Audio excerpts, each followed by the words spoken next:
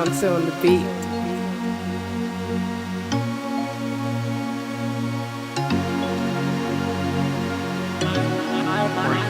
My girl, she got a gun in her hand, and she keeps one in her mouth. Until on the beat. Baby girl, I know what I did. You ain't gotta run the amount, so run the amount. Baby, I say run the amount. My girl, let me know how you really feel. And she keeps one in her mouth. I got a special spot. Baby girl, I know what I did. You ain't gotta run the amount. And every time you leave this spot, you know I get to see. Baby, I see her. She's bright like a electric bar. So everybody gets to see. And she's so and everyone got a special spot. You know I know what I did. You ain't gotta run and every time you leave this spot. Tonight you can't call me on night long. Baby, tonight she's bright like a electric bar. So everybody gets to see. And she's so and everyone got a special spot. Tonight you can't call me on night long. Tonight and every time you with the money spot. Tonight you can't call me on night long. Tonight just go all the way with me, all the way with me. Tonight just go all the way with me, all the way with me. Tonight just go all the way with me, all the way with me. Tonight just go all the way with me, all the way with me. See a different love and I may not boast. Me, I keep on dodging them in my post. I don't even mind your number two. Tell me what you want, I want it too. But if you wanna go, I understand why. I could never be the number one guy. I don't even mind a number two. Tell me what you want, I want it too. You know I got a special spot to help you remember me.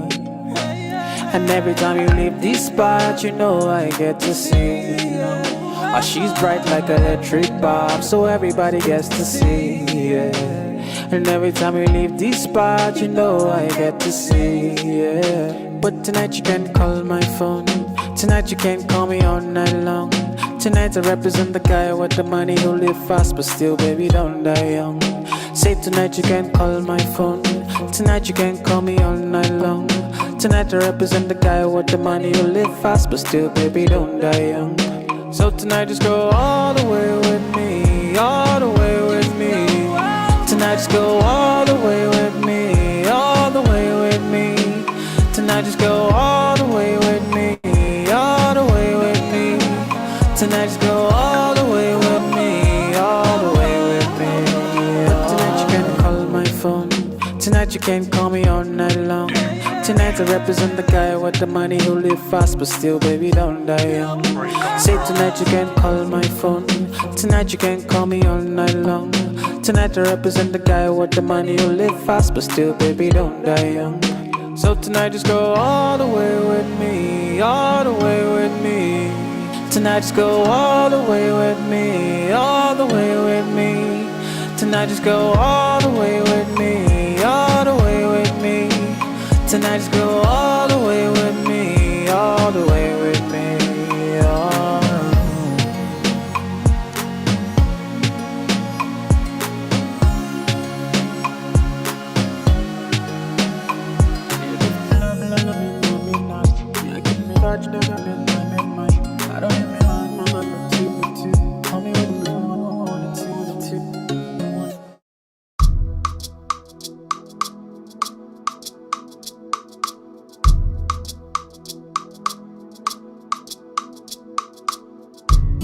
Hey beautiful, I know what you need. My African queen, I take you to Malawi. This song is for you, straight from me. If they don't treat you right and you need somebody, then you should be with me. I'll be your release. When the sun goes down, you need somebody. When you don't need to compete with nobody, you should know by now that you deserve a gentleman.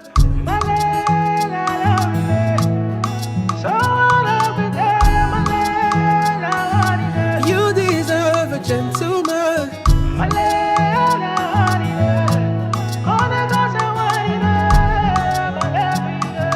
You deserve a gentleman.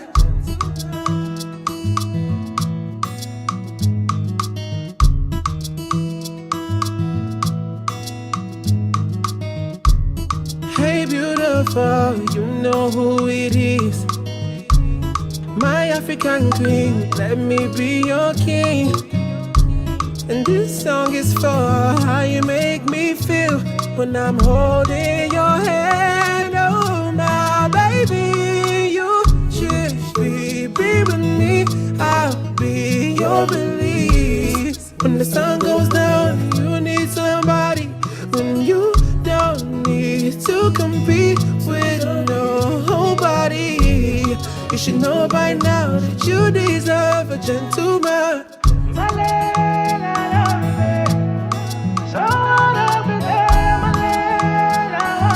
You deserve a gentleman.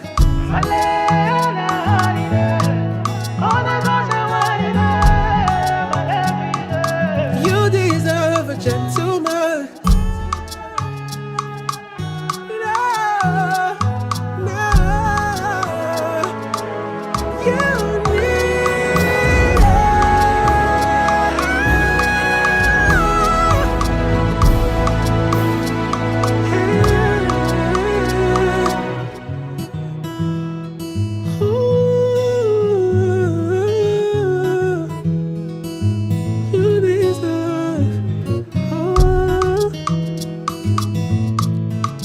Gentleman, you deserve a gentleman.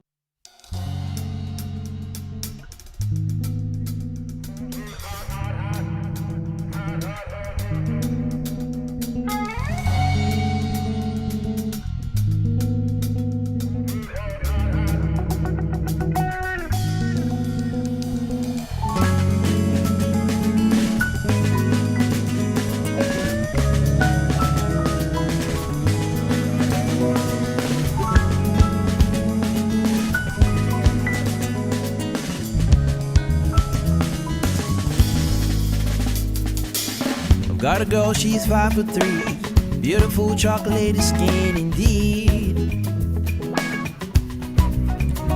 Can't believe her insecurities, thinking that she's no good for me. Girl is written in the stars, you know you are the one. You know my love is true, I'll always burn.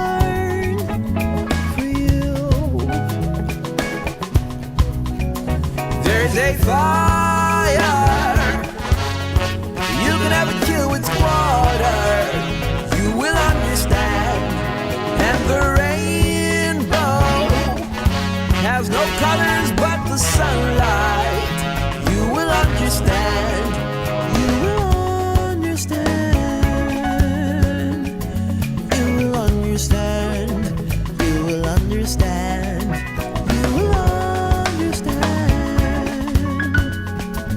You will understand. You will understand, yeah.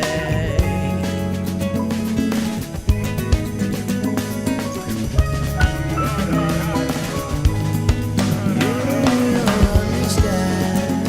Na, na, na, na, na.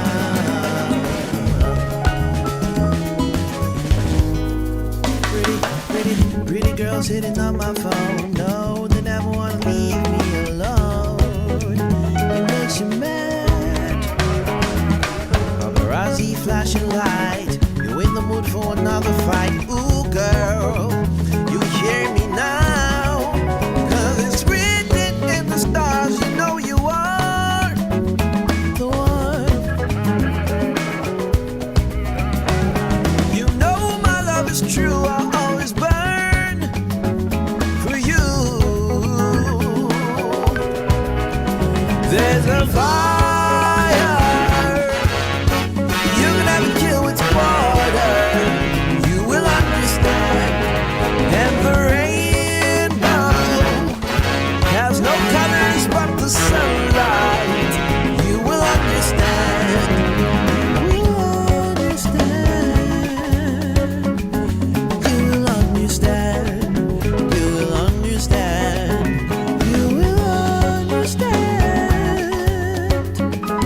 You will understand. You will understand. There's a fire you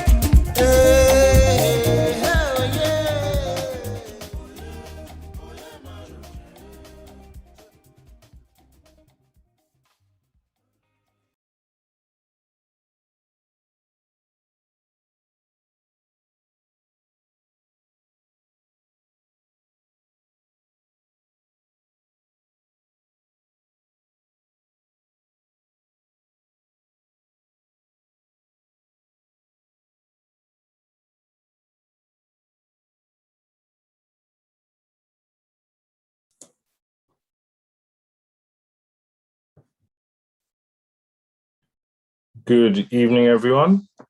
Welcome to today's CUALA 2021 KYC events, Know Your Candidates. I believe we are looking for Gamey. Sorry, 1 second. Hi, Gabriel. Hi, how's it going? I'm good, thanks. So this is Shayo in for Bemi. I think Bemi is having some technical challenge, so I'm just going to support this very quickly. So thanks everyone for joining. Good evening. Welcome to day 2, everyone. Thanks so much. On behalf of the Electoral Committee, yet again, and on behalf of Bemi, I'd like to say thank you all for joining. Welcome. And like we did the other time, we're here to hear from the candidates contesting for the VP, the university relation, the VP business, and the VP welfare. We're all excited. At least we know what to expect. We've done it before. So I'm sure you're all here with expectations, knowing what knowing what we're here to do. So I'd just like to thank all the contestants again for tonight. Thank you all for, volunteering to serve, for volunteering to be on the spot. We know it's not easy. Thank you for agreeing to do this. And thank you to the entire community for joining, for staying almost 3 hours the other day, and for joining again tonight. A big thanks to you, Gabriel, and the entire events team. I think we're all really excited to do this. So I'll just hand over to whoever the moderator for tonight is so that we can get down to business. So thank you all and have a lovely evening.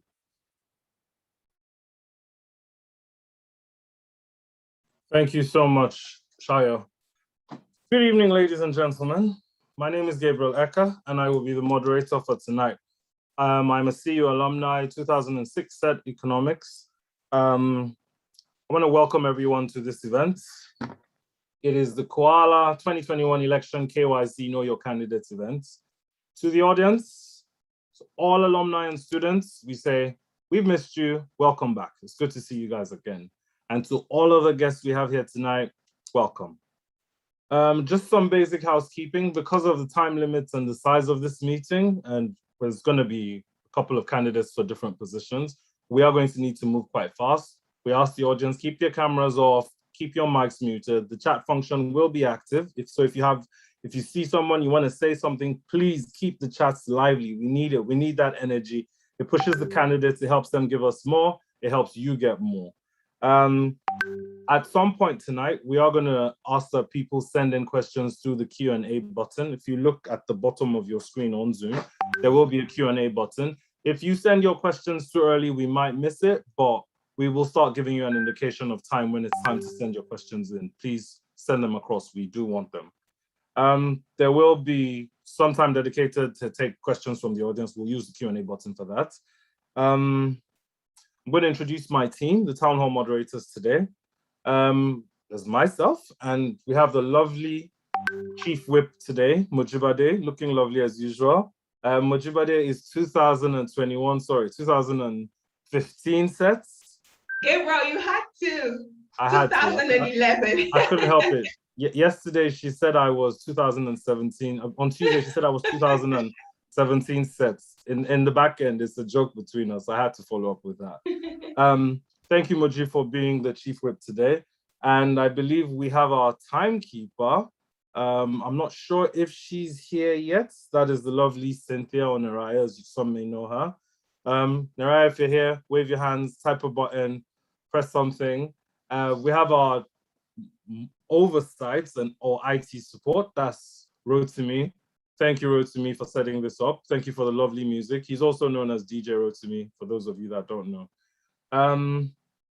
If you do have any technical issues, we will ask you to please say something in the chat room and someone will pick that up from you. Today is day 2 of 3 in a series of election Q&As. It's an opportunity for voters to meet their candidates, hear from them if you have any questions, if you have any concerns, and you get to hear from the voters, and the voters get to hear from you, and it will help them make a decision. It's important that if you haven't done your voter registration, if you haven't got your matric number, if you haven't started looking into that, please do that quickly. If you don't verify, you won't be eligible to vote, and the candidates need you to vote. Ladies and gentlemen, we are here tonight to have a Q&A for two offices. I hope this was passed across to you, welfare candidates and university relations or candidates. I will introduce by name Nchedo Chumuba. She here. Hi, Nchedo. Nice to see you. Just quickly say her one-liner or her one-line manifesto is pretty much working with you to build sustainable welfare-related programs that grants Eagles access to tools and resources for the improvement of their individual and collective well-being. Thank you. And for university relations, please note, these are two different offices, but to save time, we are gonna ask them questions in the same round. So they're two different offices. They're not campaigning for the same office. They're two different offices, but just to save time and keep things moving, we are asking them questions in the same round. So the second person who will be joining us is the candidate for the Office of University Relations, and that's Shola Koka. Hi, Shola. Hi, Gabriel. Hiya. And Shola's one-liner is addressing unconscious bias through transformation and synergies. Thank you.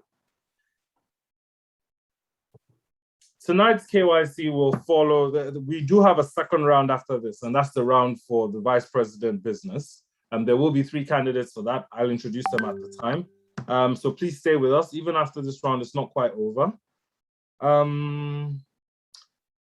In order-wise, we're gonna go with university relations and, welfare. Some things to note. Guys, this is not a debate. This is an opportunity for you to speak with voters and for voters to hear from you and for you to hear from voters. Keep it light, keep it moving. I advise everyone to use all your available time. If you have more time, sell yourself, sell your vision.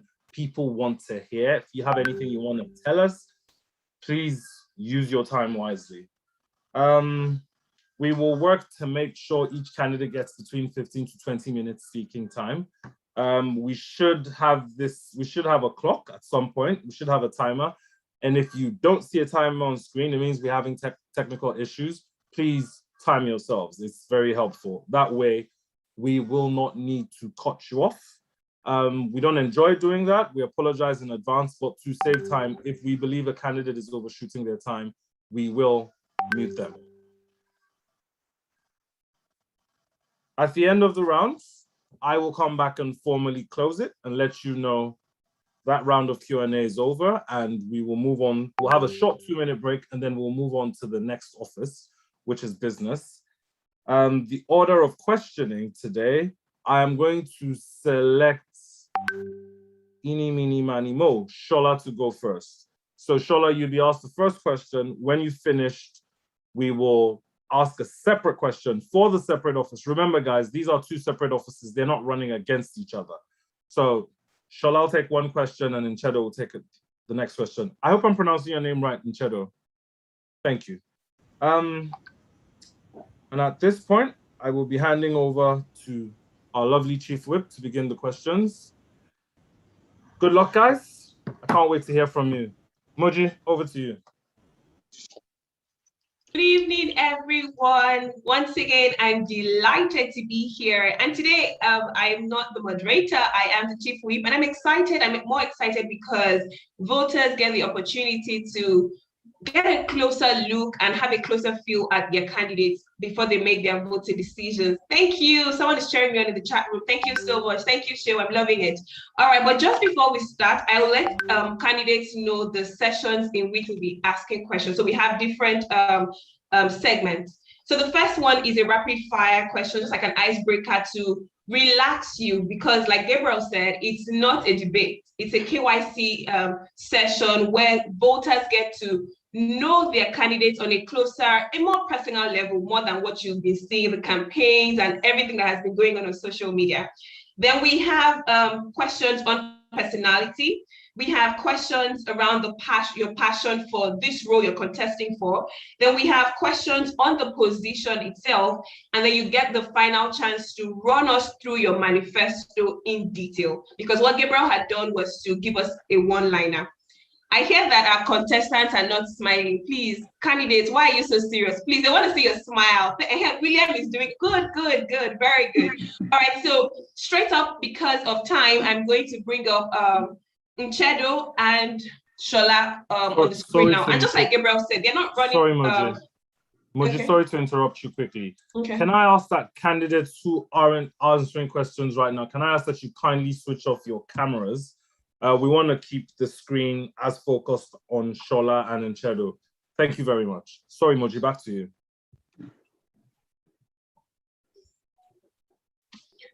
Okay. All right, great. Thank you so much. So Shola and Nchedo, can you let me just spotlight both of them. So I can't find Shola and Nchedo, you can turn on your videos. Okay, great. Just a second. And then Shola. Technical, please help spotlight Shola and Nchedo.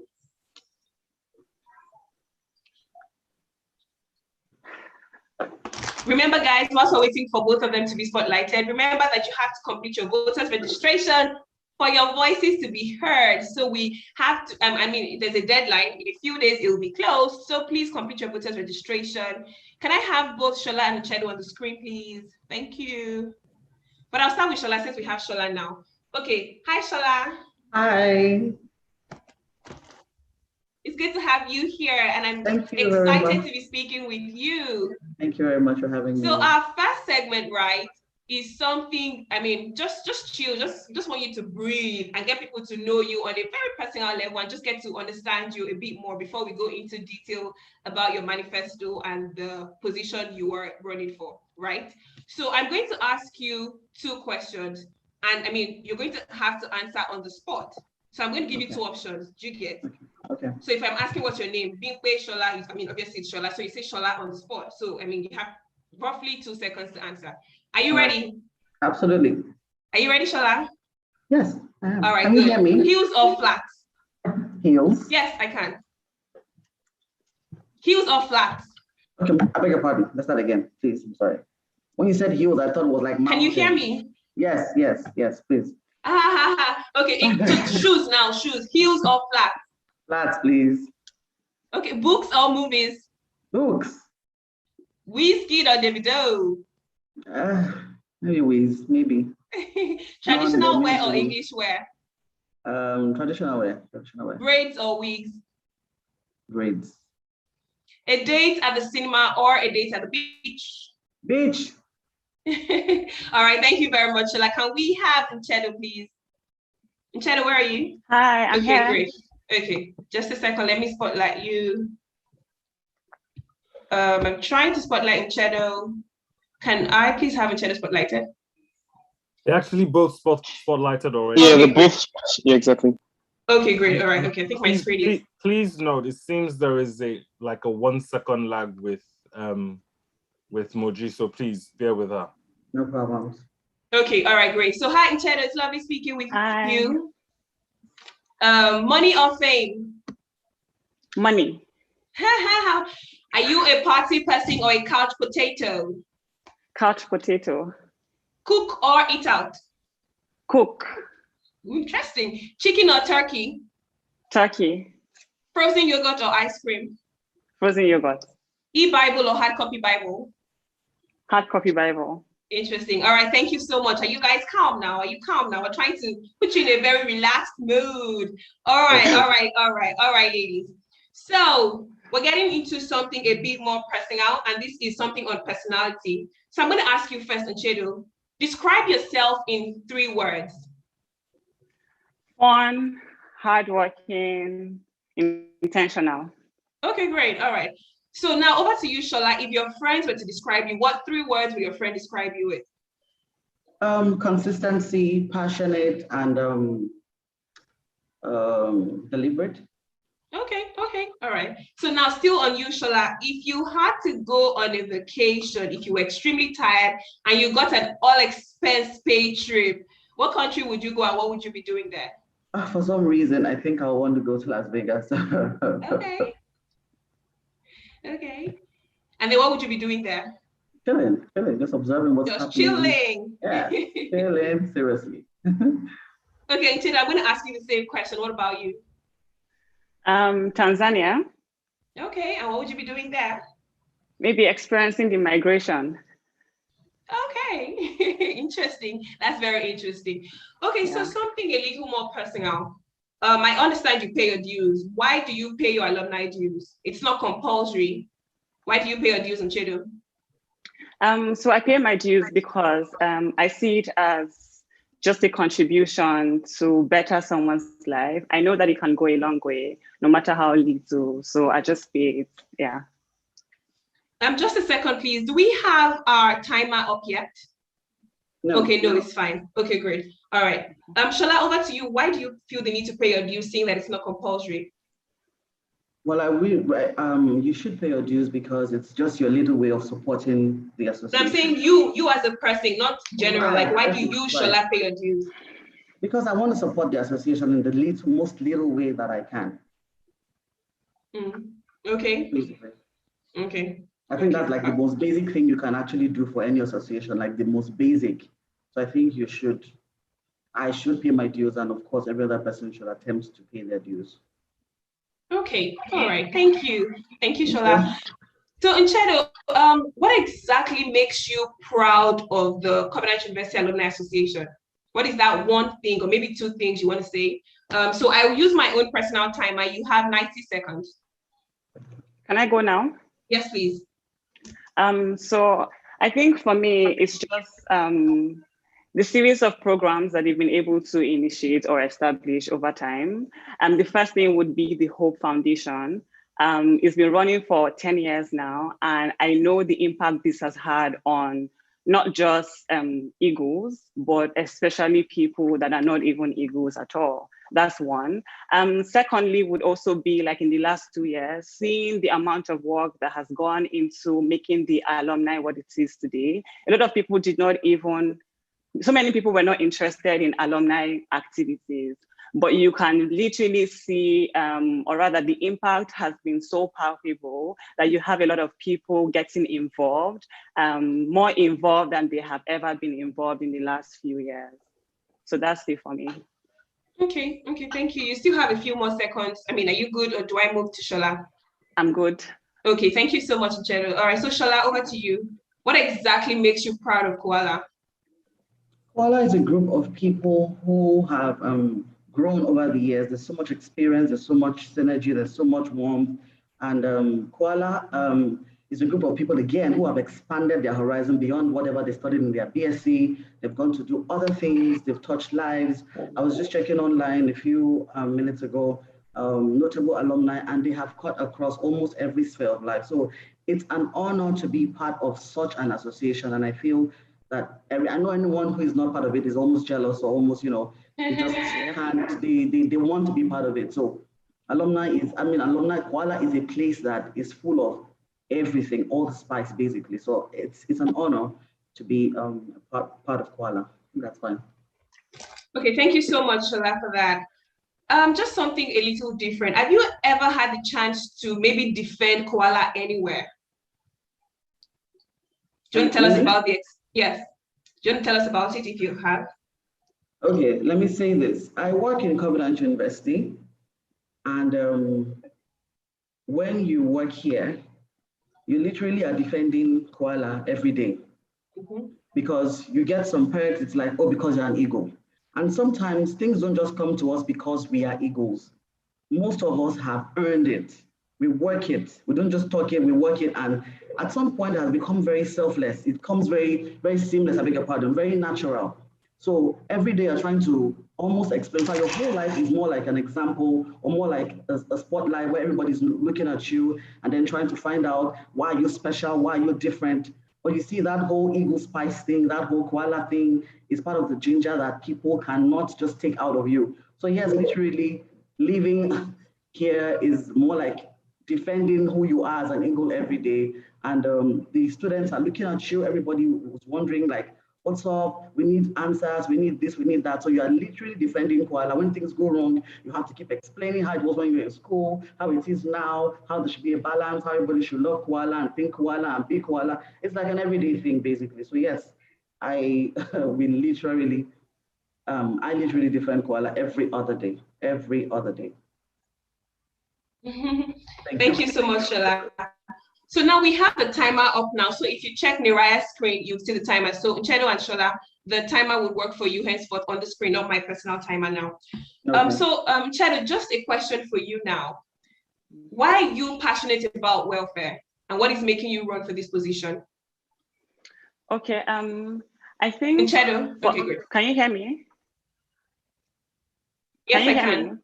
Yes. Okay, so one of the reasons why yes. I'm very passionate about welfare is, I think, just simply put, I have sort of lived and experienced, this thing that CUALA is trying to solve through welfare for other people. I know what it means for you to look really okay on the outside, but deep on the inside, like you're dying, right?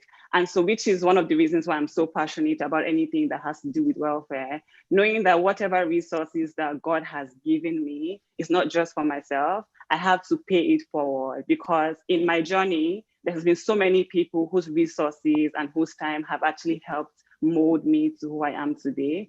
And so if I have any opportunity to impact lives, I do not take it for granted at all. But then when it comes to, running for this position, one of the reasons why I'm running for this position, actually, I have like 3 main reasons, which has to do with capacity, history, and consolidation. In terms of capacity, I have the capacity to deliver on any assignment and any task. And this has been, proven when I've implemented projects in the past. Looking at history, for example, I have also volunteered in CUALA, especially during, when I was serving in Port Harcourt and also living in Abuja. I volunteered with Hope Foundation, and I could see the impact that had on people. And finally would be on consolidation. I understand that this current tenure or this current regime has sort of laid the foundation. And I believe now is the time for us to consolidate on everything that has happened in the past, to lead and develop and empower alumni going forward. So that's why. All right, thank you very much, Nchedo. You actually did keep to time. All right, so Shola, over to you. If peradventure you are elected into office, what would be your first assignment, let's say the first 100 days? Wow, first 100 days. There's almost... What would be your focus? Okay, your time focus is okay. Thank you very much. My focus, one of the things that I'm extremely passionate about is being very ethnocentric about our brand. I'm very passionate about students, Eagles, being patriotic to the brand. So one of the things I want to focus on is creating a very rich content, like a video, most likely a video, or a program where Eagles can come on campus and impact students. For me, I think it's very important that students feel the pulse of the Eagles a lot. There isn't so much there are not so many graduates on campus. Okay, for instance, now we have about 20,000 graduates of Commonwealth University, and we're just about 200 working on campus. You do the math, that ratio is like 0.01 thereabout. So we need more of you to come on campus and share their experiences. My first 100 days will be more about building the emotions, the brand of people to love CU. They need to love CU more. There's so much anger, so much I don't care, so much I can't shout, so much is not my business. All of that has to stop. All of that literally has to stop. Like I tell my students, you are students for 4 years, 5 years, or 6 years. You are an alumni for life. The earlier you begin to love everything the alumni does, the better for you. So if you are more patriotic, if you're... All right, thank you so much, Shola. What happens is when you exceed your time, you get muted. Thank you so much. The timer is always up. Can you hear me? Hi, Shola. Okay. All right, thank you, Shola. So, Nchedo, I have a scenario for you, right? Can you hear me, Nchedo? Yes, I can. Okay. You have your best friend's wedding, you have paid, you have spent so much to plan for the wedding, and you are the chief bridesmaid, right? And then there is an alumni member who has an issue, and this is someone who has been very active, pays her dues, but she then has an issue and needs a representative. They call on the alumni committee to say someone needs to go and see her, maybe at the hospital. But then it's the wedding day. You are chief bridesmaid. In fact, the ring is with you, and you have to be in church. What are you going to do? Okay. So the first thing I'd like to state is welfare doesn't revolve around each other. Excuse me, you have 1 minute, 30 seconds. Okay. Thank you. So the first thing I'd like to say is CUALA welfare doesn't revolve around Inchedo as a person, which is why when I even get into office, I'm going to set up a welfare team that would work hand in hand with me in delivering on CUALA's mandate as regards to welfare. And not just even the welfare team, utilizing the services of the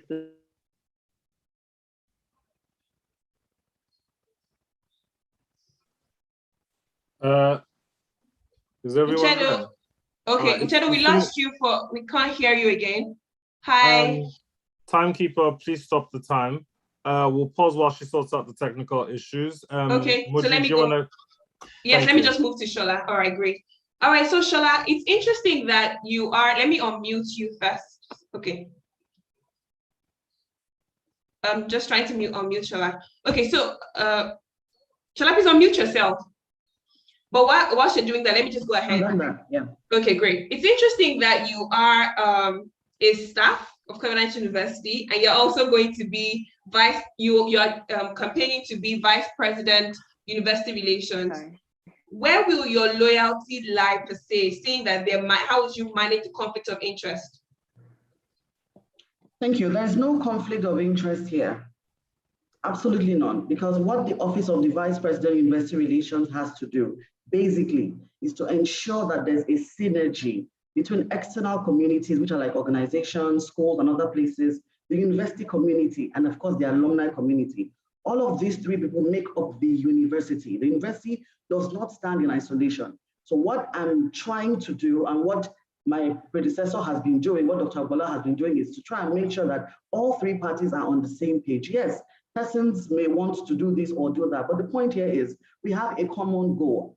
What brought all of us together is Covenant University. That's the mother brand. That is the name. So we all want to raise a new generation of leaders, and all of us must actually align. So there's literally no conflict of interest here. It's just making sure that there's a synergy and we actually achieve that point. I'm trying to hurry up so you don't cut me off. So that I don't break you still have 30 seconds. That's fine. I think okay. I have answered. Okay, but just to so since we're waiting for Inchedo, I have a few more questions for you, Shola. Thank you so much. Now. Okay, thank you. Welcome back, Inchedo. We'll give you a few seconds to settle in. That's okay. That's absolutely okay. Welcome back. We'll give you a few seconds to settle in whilst I focus on Shola.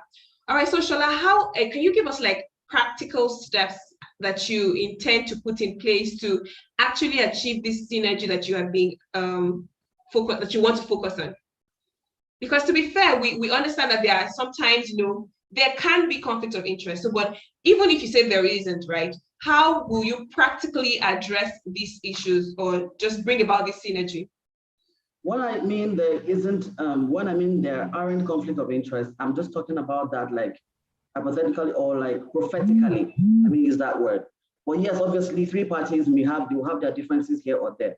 But what I want all these three parties to eventually understand that it's not about you, it's not about me, it's about the greater good, it's about the brand, it's about what brings us together. At the end of it all, or in the beginning of it all, either ways, people, first of all, we are together right now because we all have Covenant University in common.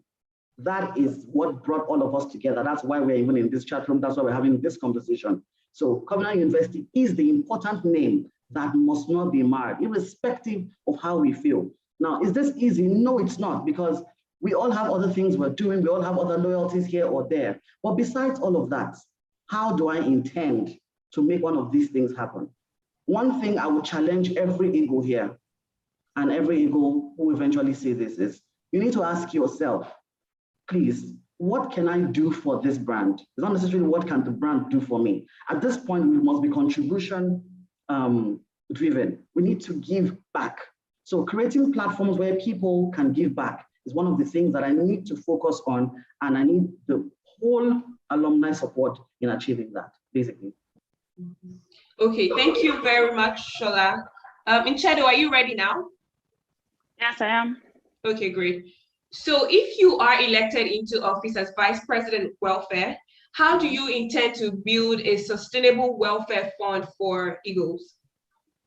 Okay, that's a very good question, because my manifesto actually is centered around access, but more specifically on sustainability. And the reason I say this is because right now, the welfare of CUALA's welfare team is being run or funded by CUALA Sports. So there is a percentage of revenue or funds that go to welfare, right? And so what this shows is that even if we're about to, even if we wanted to carry out project on the long run, we might be shortfall on funds. So the essence of the CUALA Welfare Fund, right, is to ensure that we create another means of raising money for welfare activities. So any other means other than getting funds from CUALA in itself. And to do this, I will be able to, hello? Yes, we can. Can you hear me? Go ahead. Yeah, yes, and please. to do this, I will leverage on individuals, right? I will leverage on Eagle-led businesses and also friends of the alumni, right? So those are the ways that we'll be able to raise funds, you know, and lead CUALA welfare project in a sustainable manner. Okay, all right, thank you very much. So I have another question for you. We have a lot of Eagles in the diaspora. How will you address their welfare needs? Okay, thank you so much for that question.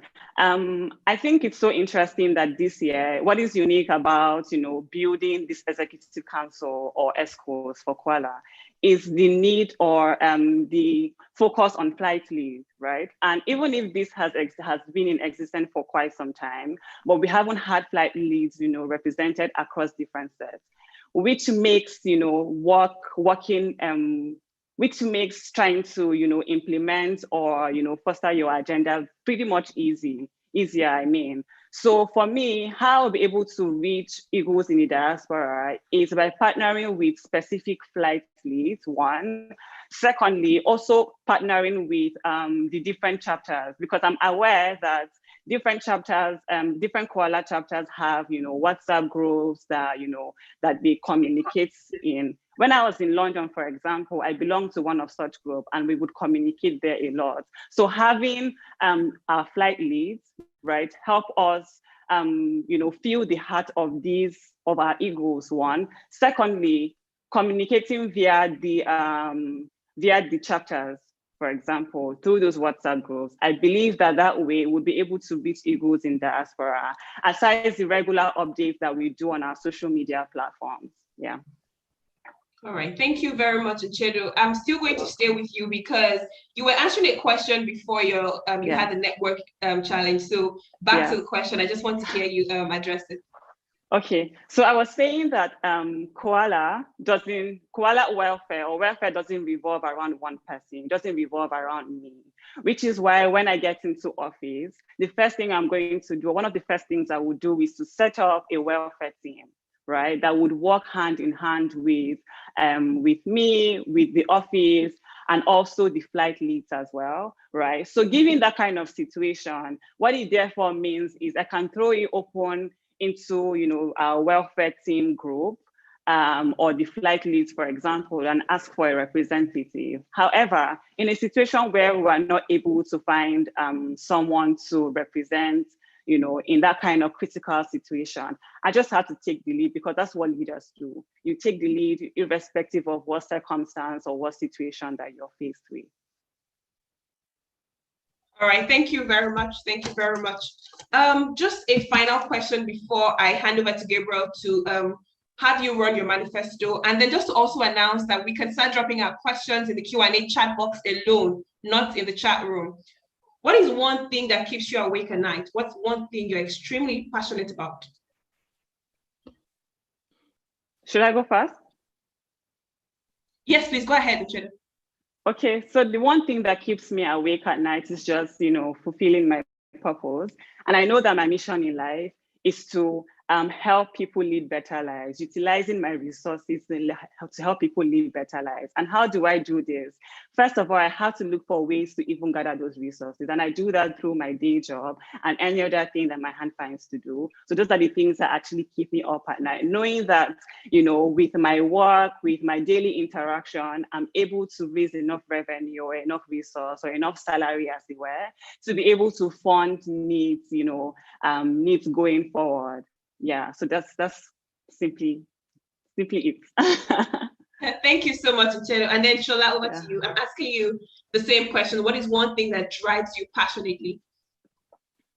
Well, I would answer that question in two ways. One thing that keeps most of us working here at night is work.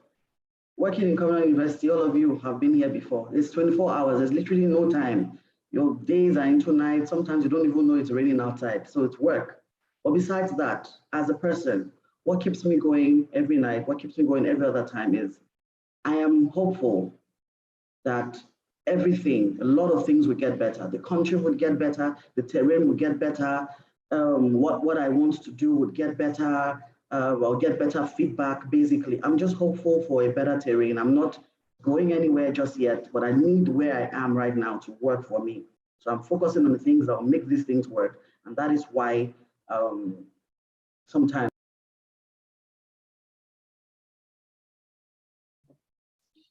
Thank you all very much. Sorry we had to cut you short there, Shola.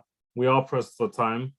At this point, I believe you all prepared a 5-minute manifesto you will deliver to the potential voters. We're going to go with you first, Nchedo. 5 minutes, timekeeper. Thank you so much. You have the floor. Okay, so in this role, my overarching objective is just to cater to both the spiritual and welfare and well-being of association members. And I will do this by creating structures or creating an enabling environment that will ensure that all Eagles thrive. But more specifically, I'm going to design and implement structures that foster sustainability around our welfare practices and initiatives. That's one. Secondly, just to ensure that both on the long run and short run, Eagles have access. Eagles have access to all welfare resources. And by resources, I mean both financial and non-financial resources. And to do this, I'll be partnering heavily with the VP Finance, VP Comms, and VP Business most specifically. But then my manifesto is centered around access. And the reason it's centered around access is because I believe that even as CUALA, whatever programs that we create or whatever welfare programs that we create, it needs to be sustainable and it needs to stand the test of time. And to do this, I have decided to implement two main strategies or objectives. The first one is to create a Covenant University Welfare Fund. And the second thing is to create an alumni wellness package. For the Covenant University Welfare Fund, this fund basically meets the needs of our alumni members, right? And it's divided into three main funds. The first fund under this first subcategory is the Hardship Fund. The second one is the Eagle Wellbeing Fund. And the last thing is the tuition support, just to continue on what this current administration has done. Right? For the Hardship Fund actually meets, Eagles that have gone through unforeseen circumstances. So things like job loss or short-term unemployment, because I realize that as soon as Eagles are done with school, most of them don't find jobs immediately. And so for me, I believe that it's so important for us to establish this fund such that Eagles have access to it at any time. But then this is, subject to the availability of funds that we have at that time. The Eagle Wellbeing Fund also looks at, helps or rather aids association in meeting the goals of ensuring that every member is mentally okay, emotionally okay, and so on.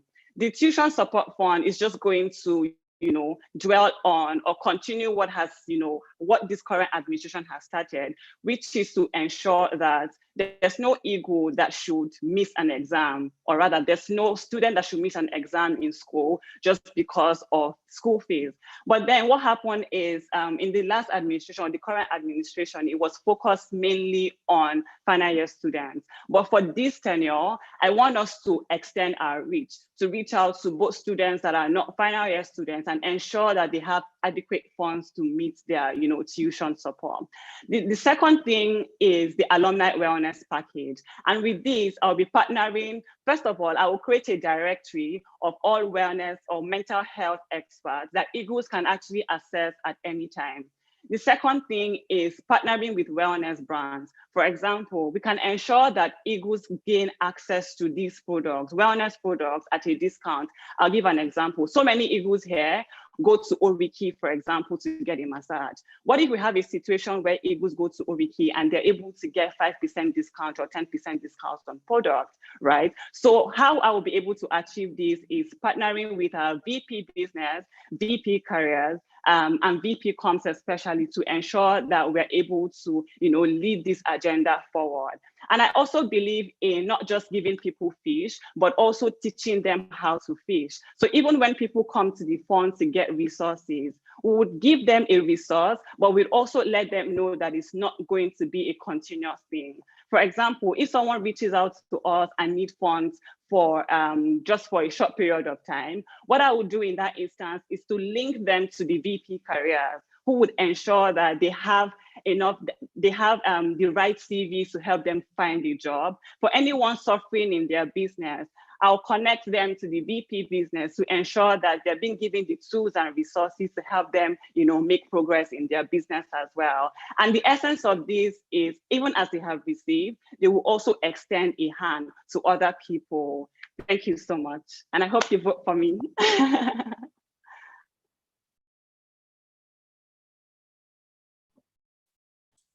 All right, thank you, Nchedo.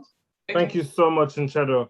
Shola, it's your turn. Sorry, I do have to say, this is so beautiful hearing both of you candidates speak, and you're not competing, you're going for separate offices. Just to remind everyone, these are separate CUALA offices, VP University Relations and VP Welfare. So it's not a competition. The candidates are not running against each other. They're just delivering their visions for us and answering the questions. Shola, you have the floor. Thank you very much. I want to set my timer as well so that you don't cut me off. You've been cutting me. Okay, thank you very much. I'll just summarize as fast as I can. I beg your pardons, everybody in the house, please. The first thing I want to focus on is to improve a better student experience, and of course, an alumni experience. To keep alumni updated with everything that is going on campus, because quite a number of times when people graduate, they just log out, they log off, and they are done. That has to change. We have to find out what's going on campus. If we are not able to, we need to be able to provide that information for you. So keep Eagles more updated, abreast of what's going on. And then that way they'll be able to know how they can contribute and of course impact students on campus. Very important. Like I said earlier, the number of Eagles who work on campus are not enough to go around. At some point it's draining, at some point it's stretching, because the students want the best from you all the time. And there's also the much you can give. You're a human being, you have your own family, you have your own needs. But if we have more Eagles in the business of raising students, it will not become so cumbersome, it won't become so stressful, and they will have a better and a richer experience, even to prepare them for the world of work, and of course for businesses and for whatever positive thing they want to do outside school. That's for one. Number two, to whom much is given, much is expected. I speak particularly to the first four sets. Let me just say this. I'm not cutting short the other sets. For instance, now, all of us were raised in school by a set of people. Commonwealth University is going to be 20 next year. Would it be nice, wouldn't it be nice rather, if we can reach out to these people, the pioneer staff who spent their time, energy, blood, sweat to raise us, to give us the experience that has molded most of us to become who we are. Reach out to them, include them, give back to them. I don't know in what measure we'll have to come up with several modalities and all of that, but I'm throwing open to the bigger house now for bigger, better ideas to make it rich and robust. When we're done with that category, we can move up to staff who've been in school for like 10 years, for 20, for 15 years. We can get back to these people and tell them thank you. It is a lot to raise someone from the point of matriculation to convocation. If you are remotely involved in education, you understand the demands of it. So I don't want us to just graduate and then we take our wings and we fly away. No, let us always look back and see how we can improve this thing. This is our alma mater. It's our primary assignment. When I say our, I mean all of us. You don't need an office to make impact. You just need the heart, the right heart. And that is what I'm trying to make. So I said a more inclusive experience for the students, and of course, a platform for the alumni to give back. So we'll have lots of programs. Variety Night has been like hot shot for a while now. I'm trying to revamp that so that students, Eagles can come around, tell them, hey guys, this is how I did it. This is how you guys can make it. They are favorably disposed to Eagles. They love it when Eagles come around. They are gingered. In fact, if not for some of us that even have our space there, they will just push it to one corner like, please get out. Let me talk to these people who actually, because they like it when they see young people making it. So you have to come back one way or the other, and it can be online, it can be on ground. We do videos, we send them, we share to these students, and we improve their emotions and how they feel. And you know what the ripple effect of this? When they eventually graduate, we will not beg them for alumni activities because the alumni have been definitely part of raising them. By the time we're doing another election in the next 2 years, you will see how much, because that's a countdown, right? You'll see how much participation you will get from the regular Eagles, from the regular students, and everybody will be so excited. And we're not just focusing on Eagles who are like really, really the big names. Everybody from first set to set 2021 that have something that they want to contribute. So it's inclusive, it cuts across all generations of Eagles, and CU is going to be 20 next year. It's a lot for us to do. We need to see how we can give back to our alma mater in different ways. There's so many other things I want to do, but time, of course, is not, isn't so much time. And then I appreciate the opportunity. And I want to thank you guys for this platform. It's amazing. I have not had the time to speak to so many Eagles at a platform like this. So thank you very much. But my point here is let's give back. Give back to the school. Don't ask what the school can do for you. Give back. And that way, the alumni will be so in their faces. I want alumni to be in their faces, to choke everybody that the alumni are the ones that are running things. Thank you very much. Thank you so much. Thank you so much, both candidates. It's almost time, but the audience has asked some questions, and I'm going to hand back to Moji to pose them to you. I think you're going to have only 1 minute to answer these questions from the audience. Moji? Yes, 1 minute, 1 minute. Okay, so I'm going to ask Shola this question. So Oluwafemi Faweya, if I pronounced that right, forgive me if I didn't, is asking, when students graduate from Covenant University, they should automatically slide into CUALA, right? But some graduates are not joining CUALA because of the scars from Covenant University. What can we do to bridge this gap? What can we do to ensure that the scars from Covenant University is minimized to ensure that we have a smooth transition from CU to CUALA? Shola, over to you. Thank you very much. Everybody has scars. Everybody. Those who work here, those who live here, those who have studied here, we all have scars. And like I always tell my students, I cannot take away those experiences because, I mean, they happen to you, but I can only ask you to look beyond these things for the greater good. Don't focus on the bad. You don't focus so much energy on these bad things. And look at, forgive whoever was involved. It may be direct, maybe indirect. Sometimes most of the Eagles also carry a lot of pain that is transferred. Sometimes some of you may not even have any challenge all through your stay in school, but because your friends are angry, you two are obviously angry. We don't need that kind of energy because the jobs we have to do, if you ask me, is a lot more. And we need to put aside our differences, put aside our pains. I do not disregard your experiences. I do not disregard what has hurt you, but I'm asking you to please forgive who or what must have been a cause of that, and let us move CUALA forward. CUALA is the bigger picture here, and I apologize for any pains you must have experienced. Thank you very much, Shola. Thank you. So to Nchedo, a question to you. Briefly articulate to us a clear goal you'll be achieving in the first 100 days of office. Yes. That's from Adewale. Because of time, we might not be able to take all the questions. Sorry, can you restart Ichedo's time? Oh yeah, okay, great. All right, I see that there are a lot of questions coming in, but we might not be able to take everything because we need to move to the next category very shortly. But we'll take this now, and this is to Ichedo. Let me just reiterate. Briefly articulate to us a clear goal you will be achieving in the first 100 days of office. Ichedo, over to you. Okay, so thank you. So I'm going to, in the first 100 days, 4 things. The first thing is to create a team. Like I said, welfare doesn't revolve around Ichedo, and I would need people, to work with in actualizing the goal or the agenda for the association. And the second thing would be to carry out a survey, because we need to understand what Eagle's most pressing needs are. And then once we've received that, we need to categorize them or consolidate them into different categories, knowing what exactly our Eagles need. And then, because it's going to, inform the policies, or rather the programs and activities that we would design to meet those needs. The third thing would be to create that directory of mental health experts or wellness brands that Eagles need to access. And the final thing would be to actually launch the Covenant University Welfare, Alumni Fund. Yeah, that's it. Thank you very much, Ichedo, for that answer. So I'm going to hand over to Gabriel now, but just to encourage everyone to keep rooting for your candidates in the chat room. I love how it's buzzing already, but we need more energy, just a bit more energy. Thank you so much, guys. So Gabriel, over to you to close this session. Thank you so much, Moji. Thank you so much, Shola. Thank you so much, Ichedo. I'm going to tell a quick story before I wrap this up. I'm in CUALA, Europe, and we have a lively WhatsApp group. And I was very insensitive to some people's experiences, and some people managed to get that point across to me, that not everyone had the same experience. And there is a comment I'm going to have to quote. I don't know if the person wants me to say their names, but I will quote verbatim. Scars really differ, and we must be sensitive. It is not easy to look away.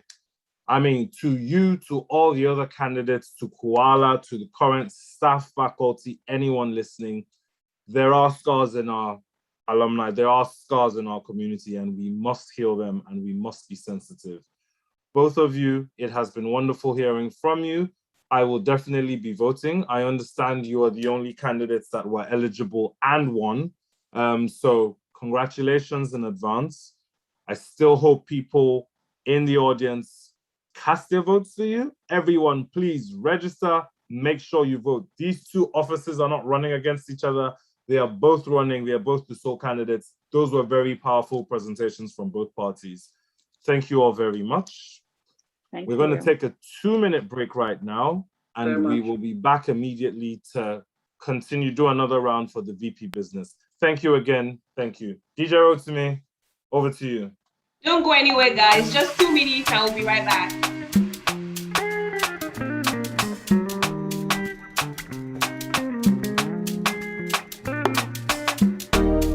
What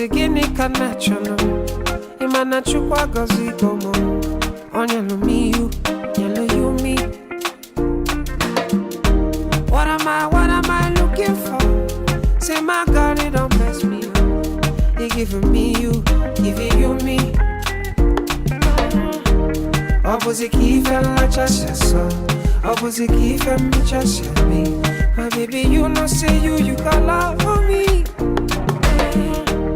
I do go. When I call your name, shakara for me. No, man. I'm gonna be your you gon' be my Julie. No, man. I'm gonna be your you gon' be my Julie. Give me your heart, I no go run away. Show me your love, I no go use you play. Carry me, go me, I go follow away. Follow you, oh. Me and you. Okwamona, give my baby. Me and you. Okwamona, give my baby. Opposite key fell just so. Opposite key fell me just me. My baby, you know say you got love for me. I do go, I will go. When I call your name, shakara for me. Hey, Dora, Dora, I go be your, you gon' be my Julie. Dora, Dora, I go be your, you gon' be my Julie. Uju, Uju, Dora, Dora, I go be your.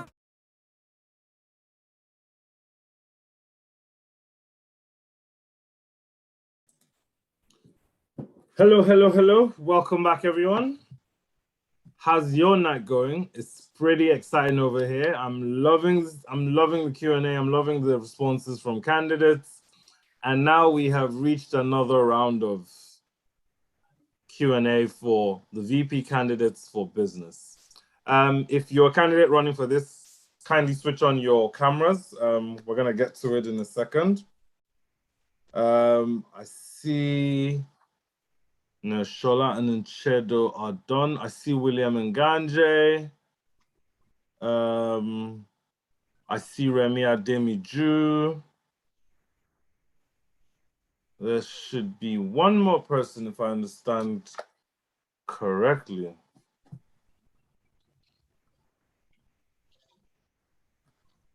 Right. Sorry, I'm just gonna put my thing on full gallery. George Omaroro. Right, that's fine. IT, could you please spotlight George, William, and Remy? Just before we start, by way of nodding or raising a hand, did anyone not hear the instructions at the first round? Would you like me to go over them again, or do we just kick straight to it?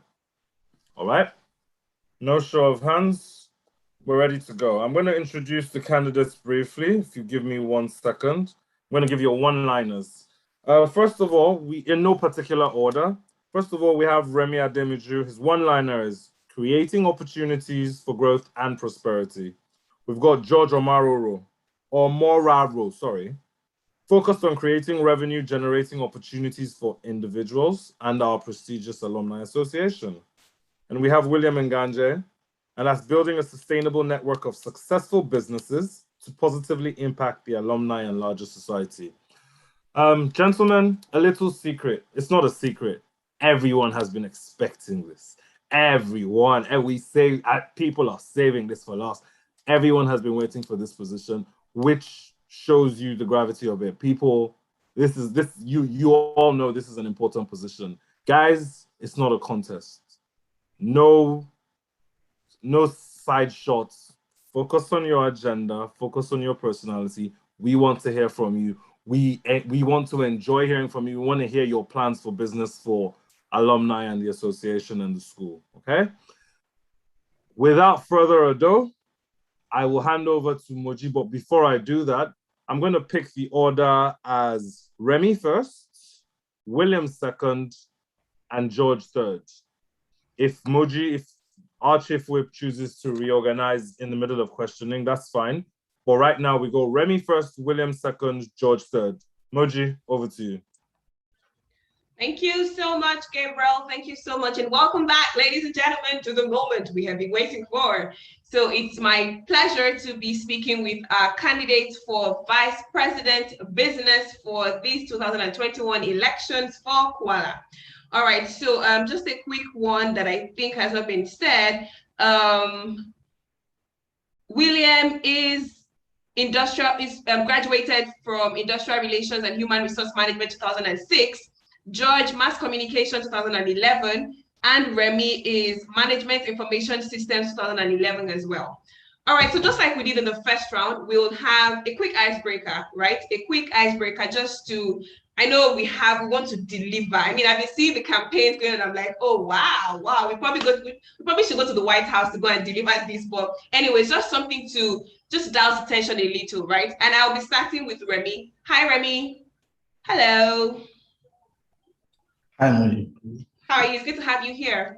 Yeah, same here. Thank So you. just like we did the first segment where we had investor relations and welfare, I'm just going to ask you questions and then you choose which one comes to mind on the spot, All right? right. Are you ready? Yeah, I'm ready. 3, 2, let's go. Hard copy Bible or e-Bible? E-Bible. I'll move. Online shopping or in-person shopping? In person. I'm sorry? In person. Okay, trad or English wear? English. Chapel service or word study? Chapel service. CAF 1 or CAF 2? CAF 1. TMC or EDS? EDS. Physical work or remote work? Remote. All right, thank you so much, Remy. I will move over to Williams now. Williams, are you ready? Hi, yes, I am. Can you hear me? Yes, I can hear you. Hi, Williams. Lovely to meet you and lovely to speak with you. Pleasure's mine. How are you? All right. I'm well, thank you for asking. All right, so same process, just an icebreaker to douse the tension a little. Are you ready? Can I answer my own questions if I'm not happy with your options? Can I give my own answers? No, you can't. Just you have to answer what I ask you. There must be an option. I mean, you have to choose from what I'm asking you. So let's go then. All right, great. Water or soda? Water.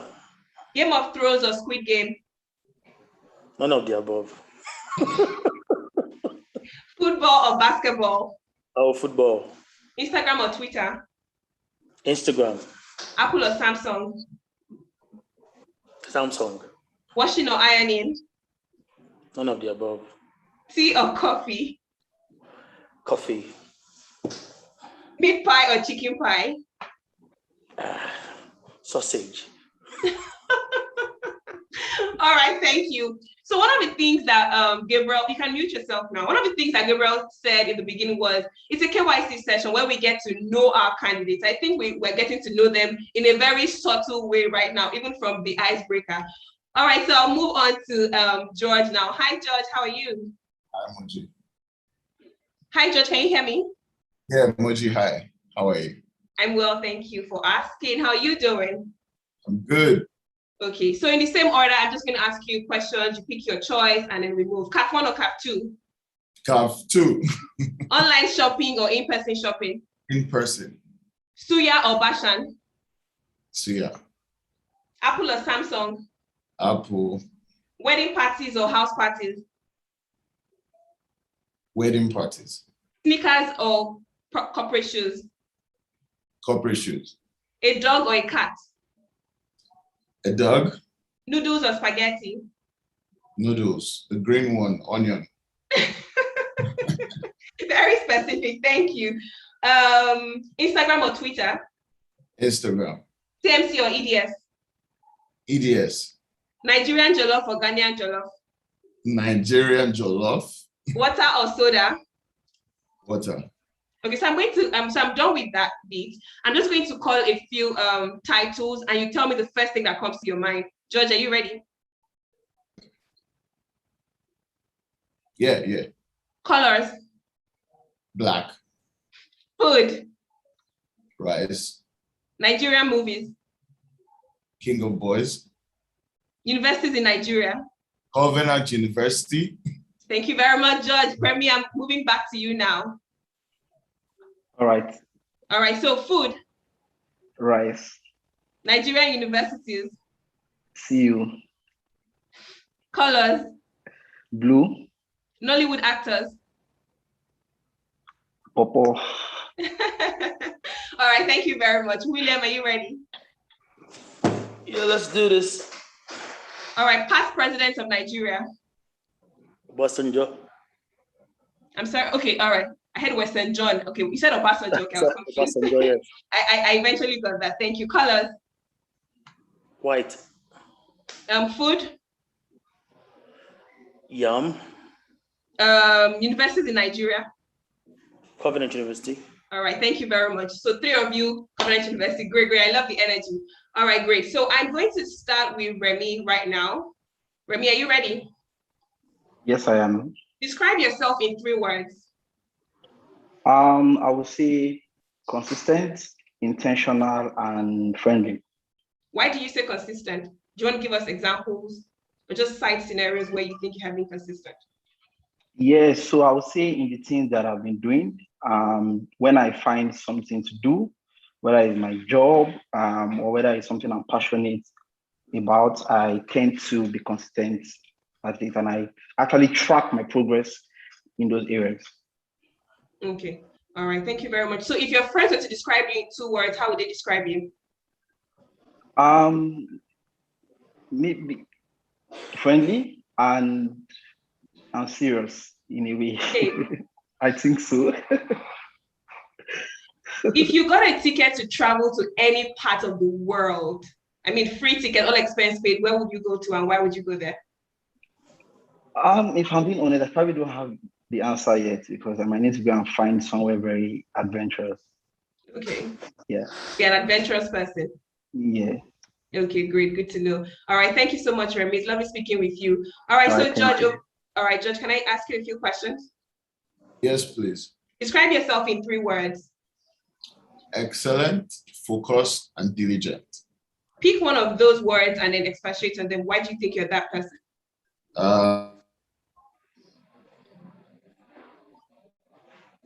Is it my network or Judge's network?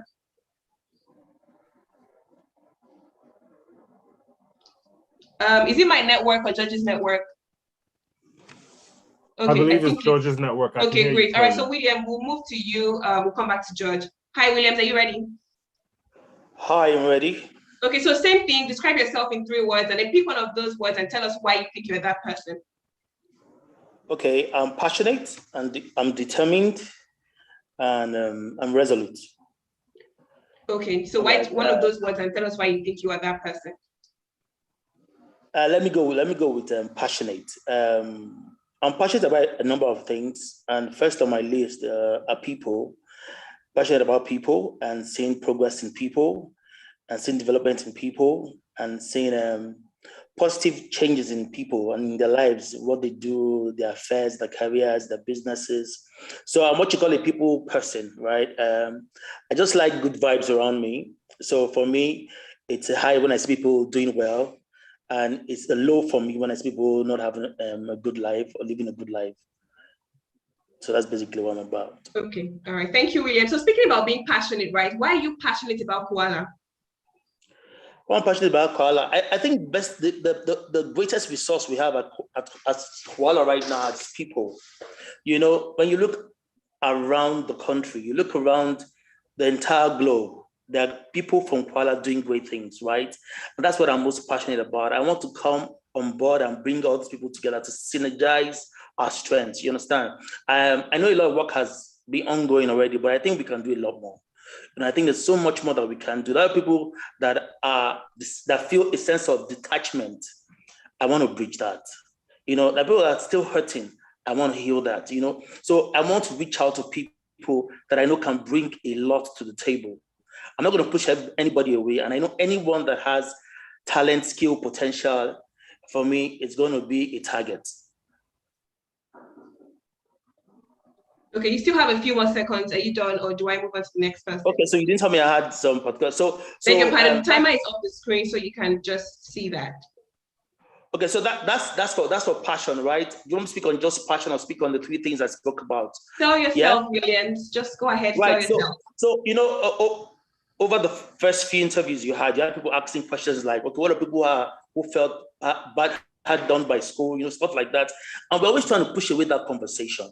That conversation needs to be heard. That conversation needs to be heard. No matter how difficult it is, once we cross over that conversation, we can achieve so much. The potentials are limitless once we can cross over those conversations, you know, because people want to do stuff, but are held back because of pain, because of hurt, because of some form of resentment, you know, that someone, you know, had exposed them to while they were in CU. Time has passed, but these issues have still not healed. Do you understand? These are the things we need to address. And these are the things I want to address, you know, because. All right, thank you very much, William. So one of the things that we had mentioned earlier, I beg your pardon, is that we don't intend to be rude, but what we will do is we will keep to time. So I did mention earlier, but I don't think I mentioned in this second segment that the timer will be up. So every time I ask a question, please ensure to check the timer so that you can gauge your speech and just manage the time so that we can, because I know how passionate we really are, so we can keep the time and ensure that we don't keep people here for too long. Thank you very much, William. So Remy, I will be asking you the same question. Why exactly are you passionate about CUALA? Why exactly are you here? And your time is 1 minute, 30 seconds. Yeah, you can go. All right, thank you, Moji. Yeah, I think for me, it's really about the people. Yes, and I'm going to approach this question from a personal point of view. I've been opportune to meet amazing people in CUALA, whereby I've seen significant impacts in my career, significant impacts in my personal life. Yeah. So first of all, the people. We have quality people, passionate people, people who are ready to serve the community. Yeah. Secondly, is a vision. I mean, it's always amazing to be part of a community that's actually driving towards something. And I'm sure the world is actually watching and learning about how an institution, the alumni of an institution, is trying to organize something so excellent.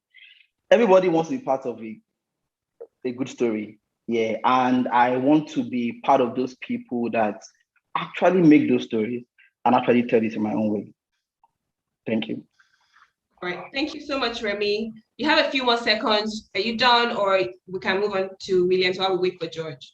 So you can move on. Okay, great. Thank you. All right. So Remy, I'll be asking you this same question, right? I'm sorry, but I'm back to you now. Why exactly are you running for this office, Vice President Business? It's a very sensitive role. So why exactly do you feel the need to run for this particular role? Okay, all right. Thank you, Moji. So this role is something that has been on my mind for a while. This role is something that I've actually found opportunities in the Alumni Association to make my own contribution. Yes, I started making my own contribution in CUALA sometime in 2011, but more from a social impact point of view. But sometime in 2016, I decided to start looking into the business side. But something that really sparked up my interest is I connect and engage with a lot of egos that are in business. And I've seen that they are all in different journeys and all experiencing different challenges. The question now is, what can I do about it? So I've worked with alumni in trying to find solutions to make this thing work. But I think sometimes there are opportunities for you to make presentations, make proposals. But one of the most impactful and important things you can do is actually be a leader and step up and drive those ideas and drive those conversations yourself. Yeah. So I've just made a decision to move from contributing ideas to actually implementing them. All right, Remy, thank you so much. And welcome back, George. Are you settled in now? Can we go on with you, or do I go on with William? Okay, great. So George, you were answering a question before your internet acted up, so we'll go back to that question and then have you answer it, and I'll ask you a few other questions before we get back to William. Yes, please. I said I was going to pick on excellence. Okay. Because I believe that everything Sorry, can you stop George's timer? George, hold on a second. Can you stop his timer for a second? I'm not sure you were here when we were reiterating that there's a timer up the screen, and whilst you're talking, please be mindful of it. At some point, we'll mute you once you've exceeded your time so that we can keep it fair amongst all candidates. Thank you, George. So you can start his timer now. Okay. So I believe so much in doing things and having a high standard while delivering results. And this has shown in everything that I have done, like running my business, helping other people with their businesses and all of that. So I believe that, Nigeria, in a place where we are right now, doesn't have to reduce their standards of delivery to local expectations. I think that we should be able to compete on a global scale. So when I set my vision, when I set my goals and everything I do, I try to make sure that I benchmark with people doing great all over the world. So this has shown over time. And then that's why I said that anyone who will say that George is excellent in everything he does. Yeah. You still have a few more seconds. Do you want to say any more, or you're good? I could talk about being focused. I believe in achieving results. Once I set goals, I believe that I must achieve results. So I go from 0 to 100 to make sure that everything is done, and there are no hindrances on the way to prevent me from getting the results that I desire to achieve. So yes, I've set some results for this office, and I'm going to be focused on making sure that it helps everyone out. All right, thank you very much, George. So I'm going to ask you another question. Why exactly are you passionate about running for this office of the for Vice President Business, and why are you passionate about CUALA in general? Okay, first off, you can have 2 minutes for this because they're 2 in 1. Yeah, okay. So I have 2 minutes or 4 minutes? Yes. Two. Okay. So first off, I'll start by saying that I run a business myself. And I thought about it deeply, when I was nominated, and I considered it a huge privilege to be invited. Okay. So the first thing is I took up this opportunity because I've run a business for 5 years, and I've not exactly been able to say, this is how this office has helped my own business. And I have a lot of people who, are colleagues in the business space and all of that, who will share same story. So there's a gap, right? There are numerous Eagles who are entrepreneurs who, have businesses they run, both small, medium, and even large-sized companies. But there is nothing exactly that we're able to say we're benefiting from the alumni. Okay, and that is the perspective I'm bringing on board. So first, I want to be able to integrate. See, personally, I have under my employment over 100 people, right? 40 direct, over 70 indirect, and just a few of them are Eagles. So I'm saying, how can we build a syndication, a collaboration, something between even the carriers and the business, the VP business and the carriers? I see how we can integrate, create opportunities for Eagles and all of that. So it's just because of the opportunities. I see a lot of things that can be done. I see a lot of results that we can achieve together. I see a lot of strength in our unity as business people. I go into boardrooms, I go into parastatals here in Abuja, I enter all of those places, and then I see opportunities for many Eagles, but I don't even know the right channels to pass these things across. For instance, if I have an LPO today, how do I share it with the community to make sure that a business person like me gets the contract? I have to stop now. But yeah, opportunity was my drive. All right, thank you so much, George, for keeping to time. All right, so William, I'm going to ask you the same question. Why exactly are you running for this office, and what is making you so passionate about this role, Vice President Business? You have 1 minute, 30 seconds. William, you are muted. Okay, can you hear me now? Yes, we can. All right, so first things first, I've been in business now for almost 2 decades. I've been doing business before I got into CU. I've done various kinds of businesses. So the first interest is that I am highly experienced and I'm highly resourceful. That's the first interest. When I got the nomination to do this, I wanted to shy away from it, but because I've constantly had conversations with Eagles about change, about transformation in the alumni, in our association, how we can bring value into CUALA, how we can bring people who right now are not interested, in doing anything, that has to do with the alumni, how we can bring them on board and how we can make the best of all those resources. When we get to talk about our manifesto, I'll break it down. For me, it's optimizing our resources. George is a great guy, Remy is a great guy. Like George said, okay, he's in Abuja. When he gets an opportunity, he doesn't know what to push to. That is the biggest challenge I see us having as an alumni, and we need to address that. We need to address that. We need to all come together and say, this is what I do, this is what she does, and let's synergize to make the best of it. All right, thank you very much. So William, let me ask you before you mute yourself, have you heard of the Eagles Hub? Yes, I have heard of the Eagles Hub. Okay, fantastic. So how do you intend to run the Eagles Hub to be a revenue generating platform for CUALA?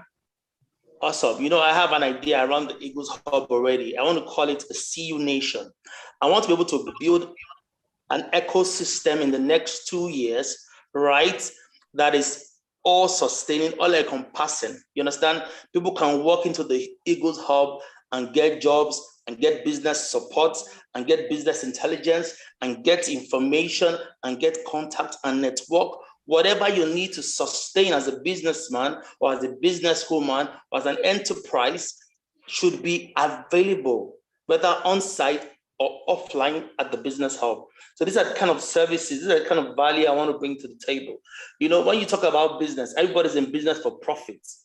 But what will get you to your profits is always the challenge. You have the idea. Do you have the market? Do you have the market? Do you have the right pricing? Do you have the right strategy?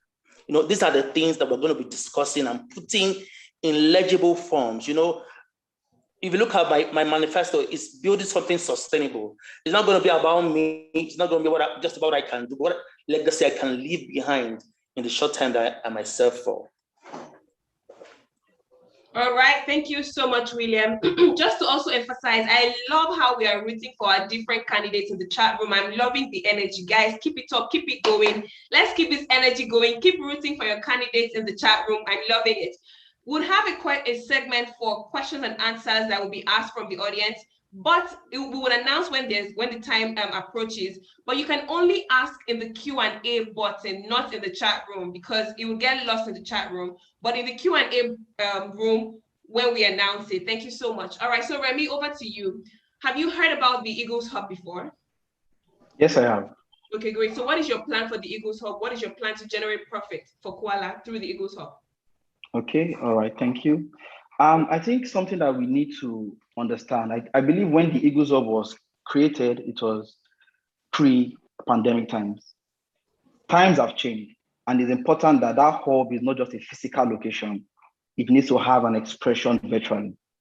We need to find a way to take the hub experience that we are having physically and take it virtually, which is why one of the things in my manifesto is about creating a community. Yeah, this hub needs to have a virtual field. Why? So that everybody can have equal access. I know where the hub is in Lagos, but not all Eagles are in Lagos. Not all Eagles are in Nigeria. How can we bring it out and have a virtual expression for it? That is one. Secondly is, by definition of a hub, it's about many things coming together. It simply means that is a pool of resources. These resources can be monetized. Every business is selling a product or a service, but guess what? Every business also needs a vendor to run their organization. And as a hub, we can create those services or those products whereby the alumni businesses, the Eagles in business that are leveraging on the hub, can actually patronize the services, and that would be a very huge revenue stream for the Alumni Association. Thank you. All right, thank you so much, Remy, for keeping to time. George, I'm going to be asking you the same question. Have you ever heard of the Eagles Hub before? Yes, please. Okay, so what are your plans to generate profit for the Eagles Hub for CUALA? Good. So the idea is to make some money for the CUALA. I believe that, first off, we need to look for a way to scale the hub, into other cities. Yes, we're in post-pandemic times, but people are going back to work. Okay, people are beginning to kickstart their businesses again. You need a space where you can work with your people and all of that. So that platform is supposed to generate funds. There are a number of them who are already back at work and making money. There's one in Abuja who just got a bigger space and all of that. That's one. Two, we need to promote the hub. Like, it took me a long time to even hear about it. So I think there was a little, the ball was dropped in terms of visibility. So this needs to promote it even in like the tech space, which a lot of them use those services already. I also believe that we should have some form of an incubator where we can, house businesses, startups especially, and then these startups, when they grow, can make the place popular. The fourth thing for me will be to, create a marketplace. A lot of Eagles sell stuff. We have things we sell and all of that. If we create a marketplace, push it online, have a virtual market space where you can put your goods on, put your services on, and people pay, you know, a fee for the exchange that we make possible. I think that will also generate funds for the alumni.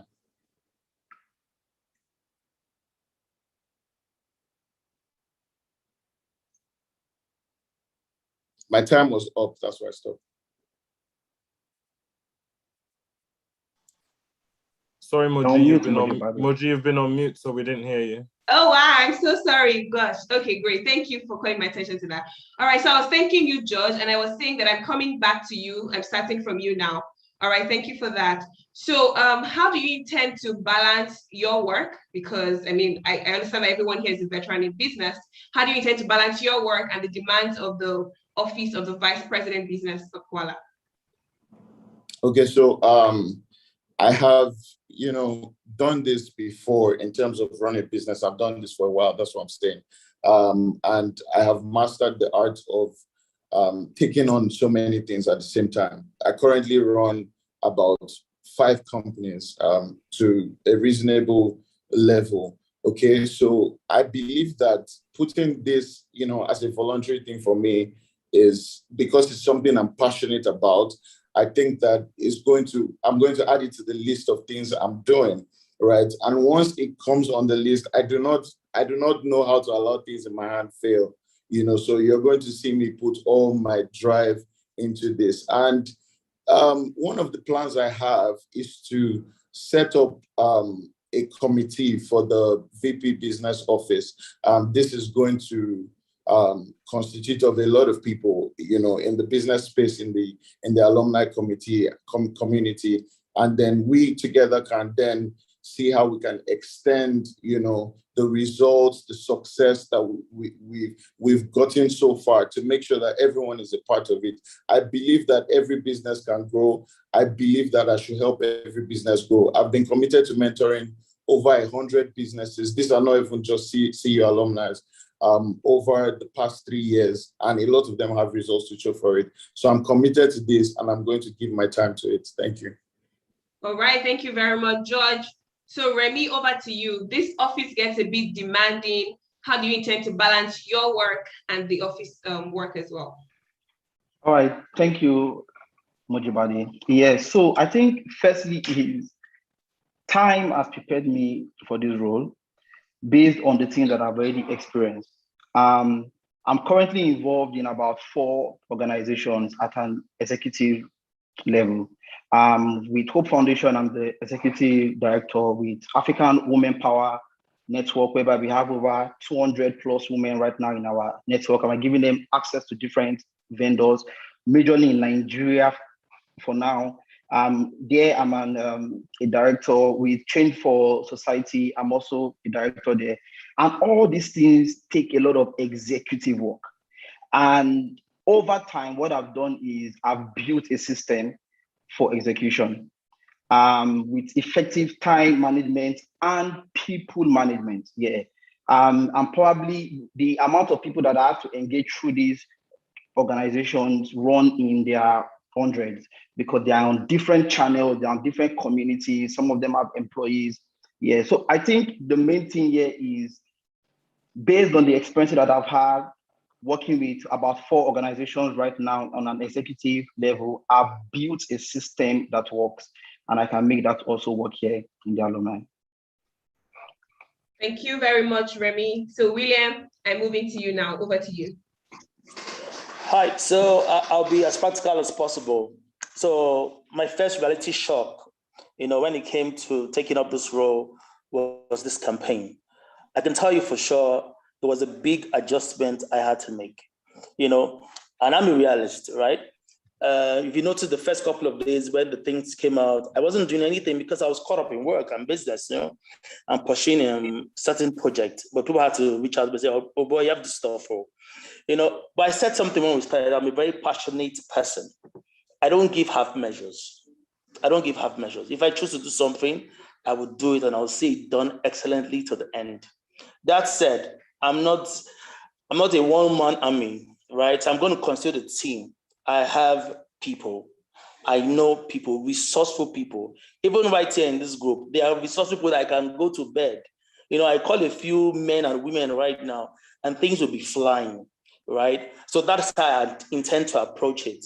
I just started my 4th company, May this year. So it's a new baby for me. I have to give it as much attention as well. No, but because I'm also the person who like to see things done and done well, I'm going to bank on my team. So it's going to be like the A team, not jokers, not mediocres, the best of CU grads. And that's how we're going to get this running. Okay, thank you very much, Williams. I did say that we have veterans in our midst. Thank you so much for your responses so far. All right, so one thing I'd like to ask though, and I'll start with Remy. We have a lot of Eagle-owned businesses. I mean, thanks to EDS. EDS has put us out there. We have a lot of entrepreneurs. How do you intend to help Eagles position their brands, their products and services in the global markets? You have 1 minute, 30 seconds. All right, thank you, Mojibali. So the first thing we should know here is this: every business is not at the same level. And all of the businesses in the community they are all in a different stage on their own entrepreneurial journey. The first thing we need to do is to understand what are the stages that these businesses are in, because it is not a one solution fit all. Some people just finish from CU and they just have 3 employees. Some people have 100. Soscom, where I am, we are over 250. We all are different levels. We need to understand the Eagles in our community, understand them well enough to categorize them. Once we do that, we can identify what is the unique thing that they actually need. The moment that is done, one of the things that I'm proposing is a lot of organizations or businesses need professional help. They have amazing ideas, but I tell you, you will get to a point whereby your legal compliance might shut down your ideas. You get to a point whereby, because your accounting is not done properly, your ideas can't fly. So once we understand where they are, the alumni, the VP business office comes in to know that this is where you are in your own business, and this is what you need to fit in. We need to connect what is lacking, what is available in the business community. All right, thank you very much, Remy. William, I'm asking you the same question now. You have 1 minute, 30 seconds. Okay, so to your question, I think I'll say this as well. I think we are looking for in Sokoto what's in our Sokoto, right? Did I get that right? The Yoruba people, right? We're looking for a market when we have the market. I hope you see my approach. My approach is a little different, right? CU itself, CUALA itself is a market. Have we integrated, have we leveraged that market? How many of you here know what I'm doing, know my business, have patronized my business? How many CU folks have I patronized their business? We have about 20,000 people here. If I have 20,000 people, if I have just 10,000 people from this market alone servicing my business, I'll be successful. Do you know that? You understand? So for me, that's my approach. I'm going to start at home. That's where charity begins. I'm going to start at home, and I'm going to start to begin to leverage what we have here in CUALA. When we are getting it right here, we can replicate that same model in the Nigerian market. We can replicate that same model in the global market. We have to try it here first. We have to win here first. When we begin to win here the way we want to win, it will be easy to win in Lagos, to win in Abuja, to win in anywhere in the world. But we must start at home. Thank you very much, William. So George, over to you. Yeah, so one of the things— Hold on a second, your time. Okay. Yes, now. So one of the things I believe is that we can build the Covenant University Alumni Association to at least start from the level of being like the Harvard of Africa. And the reason why I say that so confidently is because I have seen how my products, which I'm talking about things that come out of me, my ideas are accepted, and embraced. And I see how people even request for, okay, do you have any other CU graduates and all of that? So I think one of the major edges that I have and I'm bringing to the table is visibility, right? If there's anything I've mastered over time, you cannot sell. See, if you're doing business without advertising, it's like winking at a girl in the dark and you expect her to be seen that you're winking at her. So I'm trying to create, that's why I talked about marketplace, to create a platform where I can consistently push out Covenant University Eagles businesses to the right markets that need them, right? I agree with doing business diagnosis and all of those things. I mean, these are things that, how many business can you really sit down with and start to diagnose? But let's see how we can help people start off. I started off not having my structure in place, but as I grew, I started to correct it. I failed forward. And I believe that everyone too, can immediately learn from stories. All right, thank you very much, George. Thank you. So William, I will be moving on to you now. I'm asking you this question and you're going to start. Sorry, Mujibade. I'm going to have to interrupt you. We are a bit pressed for time. Okay. So at this point, we are going to take a deep breath and we're going to prepare to take your manifestos, your 5-minute manifestos. We will go in the order. Remy started, Williams was second, George was third. So we start with Williams, George is second, and Remy goes next. So just before you give your manifesto, Williams, I was a bit worried earlier while you guys were doing the rapid fire. I was thinking we were gonna have to disqualify someone. At the point they asked the Ghanaian jollof versus Nigerian jollof, there was an awkward pause. I was wondering why, like if the answer was Ghanaian, this would have been over. Like literally, we would have stopped this. So I'm glad we got a Nigerian jollof response. William, 5 minutes for your manifesto. You have the floor. Thank you, Gabriel. It would have been over before we started, yeah? Awesome. So let's just quickly run through this, yeah? So thank you, everyone, and thank you for your time. Thank you for having me here. Thank you for everyone who's been on my back, who's been routing for me. I'm grateful, yeah? So what's my manifesto? What's William up to if I come in as VP Business? I summarized it in the word business itself, is building us, CUALA, into a sustainable and integrated network of entrepreneurs and socialpreneurs for greater successes, right? And that is what I intend to do, to build, and to build. And I'm going to achieve this using 5 success drivers. What are my 5 success drivers? One is integration. What's integration? Bringing people together who are previously segregated. You would agree that in the alumni, there's some form of segregation. Pioneer said, Angel said, Archbishop said, those kind of things, I'm not saying they're not good, they are great, yeah, but you see, we are all at some place where we can all be together at one place. So the first thing I'll do is bring everybody together, right? That's my first success driver. Second thing is to innovate, to try a new method. We've been doing the same thing, the same way for the past 15 years. Can we try something different this time? Can we try something different? Can we do it some other way? Hopefully we'll get some other result, maybe the desired result. Is this the CUALA we want 10 years from now? Is the CUALA we want 5 years from today? If the answer to that question is no, then obviously we need to change something in our process, in our system. That's second. Third is resource optimization. Resource optimization, what do I mean by this? We have so many resources. We keep hearing of people here. Sometimes I'm watching TV and they say, this guy went to see you. I didn't even know. There are resources everywhere.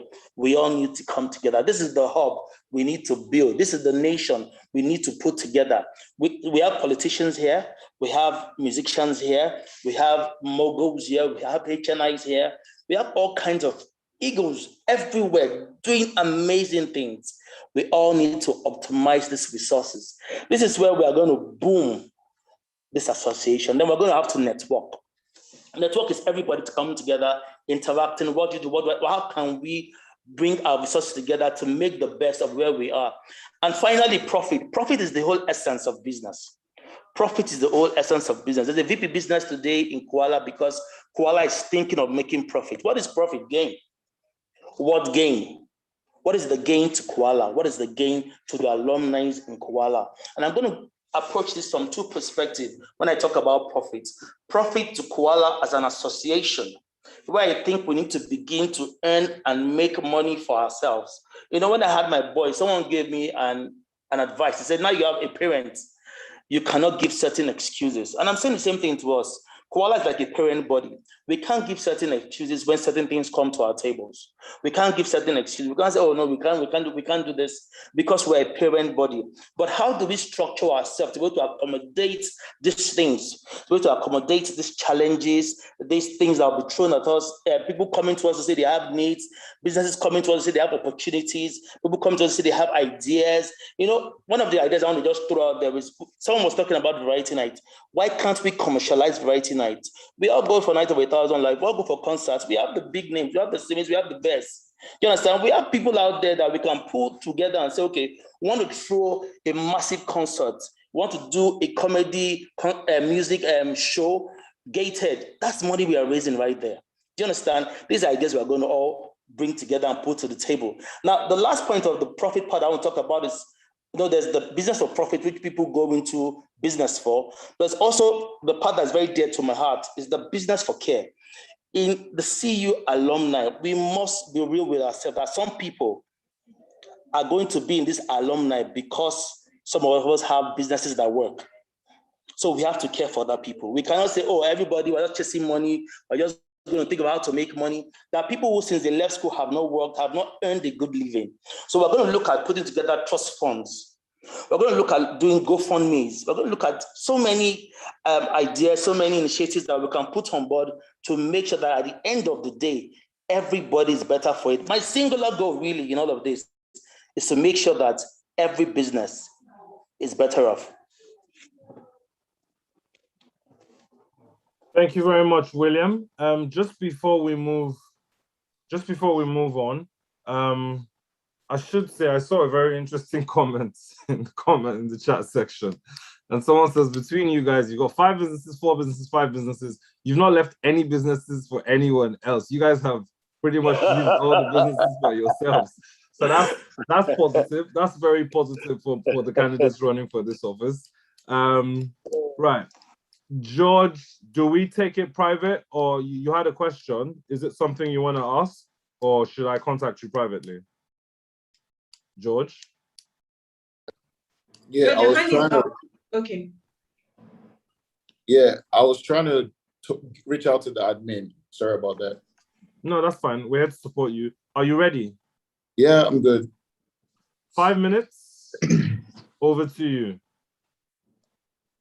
Okay, so I'm just going to throw like a few ideas out there, and so you can understand where I'm coming from. I'm going to keep to my time. I'll be as fast as possible. I'll start by saying that I need you all to support me. I cannot do this without you, starting from even getting the office, winning the elections and all of that. So I need you. And then I'm going to be able to deliver on the things that I'm promising. Okay, so the first thing I would like to say is that I'm interested in building the alumni's revenue. I want to create different revenue buckets. Some of them I have mentioned, like building the hub into a highly profitable chain of business centers for people, workspaces, incubation hubs, and all of that. I want this thing to rake in cash, for the alumni. The more money we can raise, the more we can do for our people. The second thing is I want to work with the careers unit, because I personally feel that there are a lot of us who, have businesses, and how many CU students have we employed? I meet a lot of people from CU who don't have jobs, right? But yeah, we're throwing, jobs out in the market space, and then our people don't even have an opportunity to take advantage of this. So we need to work with the careers office to make sure that that is done. Third thing I'll talk about now is the visibility programs and initiatives that I have. I've immediately started reaching out to some international platforms and even some local platforms. This is because of the kind of business I do, I have access to these people to see how monthly we can have a program to promote businesses that are, belong to Eagles. Not necessarily the big names, but even the ones that are, starting out, up and coming and all of that. We need to be able to push them out for people to see. If people don't know you, they won't buy anything from you. So we need to get them known. The fourth thing I'll talk about is the Eagles marketplace. I want us to be able to buy from each other. I want us to have alumni loyalty programs. I think it was Chedi that mentioned, having a card where you can go to a spa and get discounts. I want to walk into a NAC store as an Eagle and get discounts. This will drive traffic to their stores and all of that. I want NAC to be able to sell on this platform and so many other businesses, to sell on this marketplace that we're building so that there can be an exchange of value from person to person. There are so many Eagles all over the world who, are doing stuff, selling products, shipping to Nigeria and all over the world. We can put all these things together on one platform and make sure that we can connect, and do inter-business. This would also raise money for the association, by the way. I also want to connect, more people into the alumni because for instance, I wasn't exactly, updated about so much that was being done. So I want to look for an opportunity to bring businesses into the alumni, as proper businesses. I saw a business card from someone who went to Harvard, and under it, he had his Harvard email on the business card. And I'm like, this guy knows how much value this is bringing to him. And so he's carrying that flag as he's going. So I want to bring, a lot of success stories together to inspire the Eagles, to inspire people, even in school currently, to understand the possibilities that await them. I'll close on this note because I have 60 seconds left. I want to build a support fund for businesses. Now, starting out from my business, in my first year, it was really tough.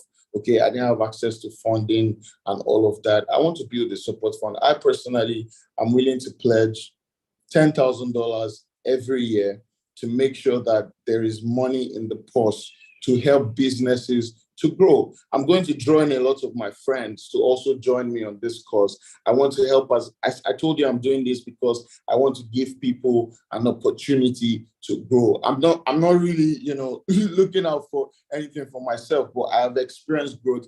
Covenant University did a lot for me. Covenant University taught me how to be a leader. Covenant University, I found my wife in Covenant University, and all of that. So I want a situation where a lot of people can also benefit from what the alumni has to offer. And I'm willing to commit my resources to it. Time, money, sweat, anything it takes, whatever it takes, I'm giving it. Thank you so much for listening to me. I appreciate you. Thank you so much for that, George. Just one more time before we carry on, the Q&A section is now open. We are a bit pressed for time, so we might only be able to take 1 or 2 questions if they're not repeats, but for questions that are similar, we will group them together. Remy, it is your time. You have the floor. All right, thank you. Thank you everyone for making it here tonight. Thank you for people who nominated me and who have been trying to promote good work here. Let me first say that I've seen possibilities in the Alumni Association. In our first year of running OPE in 2012, the alumni created a foundation, and then in 2012, we wanted to run it. And we had 2 months to raising 4 million naira. The total employees staff strength at that point in time was not up to 200,000 naira. And I saw how we were able to mobilize Eagles. I saw how we were able to mobilize connections and network. And we did that program. And let me tell you what was most exciting. Even though we had done that program that was worth 4 million naira with 0 money in the bank account, we've been able to replicate it to over 4 states in Nigeria. And that has taught me something. There's power in social capital. There's power in social capital. There are people in the alumni network who believe all you just need to do is to create a platform. And thankfully, in my years of working with Eagles, I found these opportunities, I found these people, and what I aim to do is all the people that I've worked before in the past and people that I can still connect with, pull these resources together and achieve one goal: create opportunities for growth and prosperity. Growth is an important thing. Everybody needs to grow. No matter how small their idea is, they want to take it from point A to point B. And I've worked with many entrepreneurs and I've seen growth. I joined a company called Softcom. I've been with the company for 5.5 years. We were 25 to 30, 5 years ago. And it has grown to more than 250. The amount of knowledge, the amount of work, the amount of strategy that takes you to grow a company from 25 to 250. Trust me, I was in the forefront. I was in the driver's seat with the leadership team trying to make this work. Everything from how do you get the right people? How do you create the right product? How do you find the right customer? Things that we are trashing out on a daily basis until we get to a point whereby it can work. The first thing I think we should do is that we need to create a community whereby there's uniqueness, there's oneness, and oneness of vision. That community will help give every business in that space access to markets. Access to market is one of the most important ways to increase your revenue. But if you're only selling your product in Ota or in Ojota, please, you need to get to Ontario. You need to get to other locations. We need alumni businesses to grow, and they need access to market. The other thing that they need in this community is access to knowledge. And knowledge are with the people that are experienced. Imagine connecting somebody who has built a big business, connecting the person to somebody in CU who is just about to start their own business. That is access to knowledge that no matter the amount of books you read, it won't give you. Secondly is the alumni businesses. I believe and I think that alumni can own its own businesses because I've seen the alumni create a foundation and it worked. Alumni needs to own its own businesses, and that would inevitably give access to revenue for the alumni, create employment, and very importantly, impact on society. Thirdly is investment. Every business needs capital, no matter the level that you are in. You need access to capital. Right now in Nigeria, right now in Africa, what you observe is there's a lot of investment coming in. I mean, fintech has taken the lead on that. And there's Future Africa, there's Oaks, there are different platforms. Why can't we have our own alumni investment hub, whereby we can pull resources from the entire community, put it in here. The resources are available here. Then we go and find the businesses that need this capital. Guys, it's not a donation. It's not even grant. This is business, and it's serious business. So you are an investor and you're going to own part of an alumni business. You're going to help someone achieve their dream by making a contribution, by making an investment there. Let me tell you something. MIT has over 30,000 entrepreneurs that has come out from the organization. They employ a workforce of 4.5 million, and they have a total revenue of $1.9 trillion. That's the 10th largest economy in the world as of 2004. Who says we cannot do our own? We can do it by creating a community, businesses, and access to capital. Thank you very much.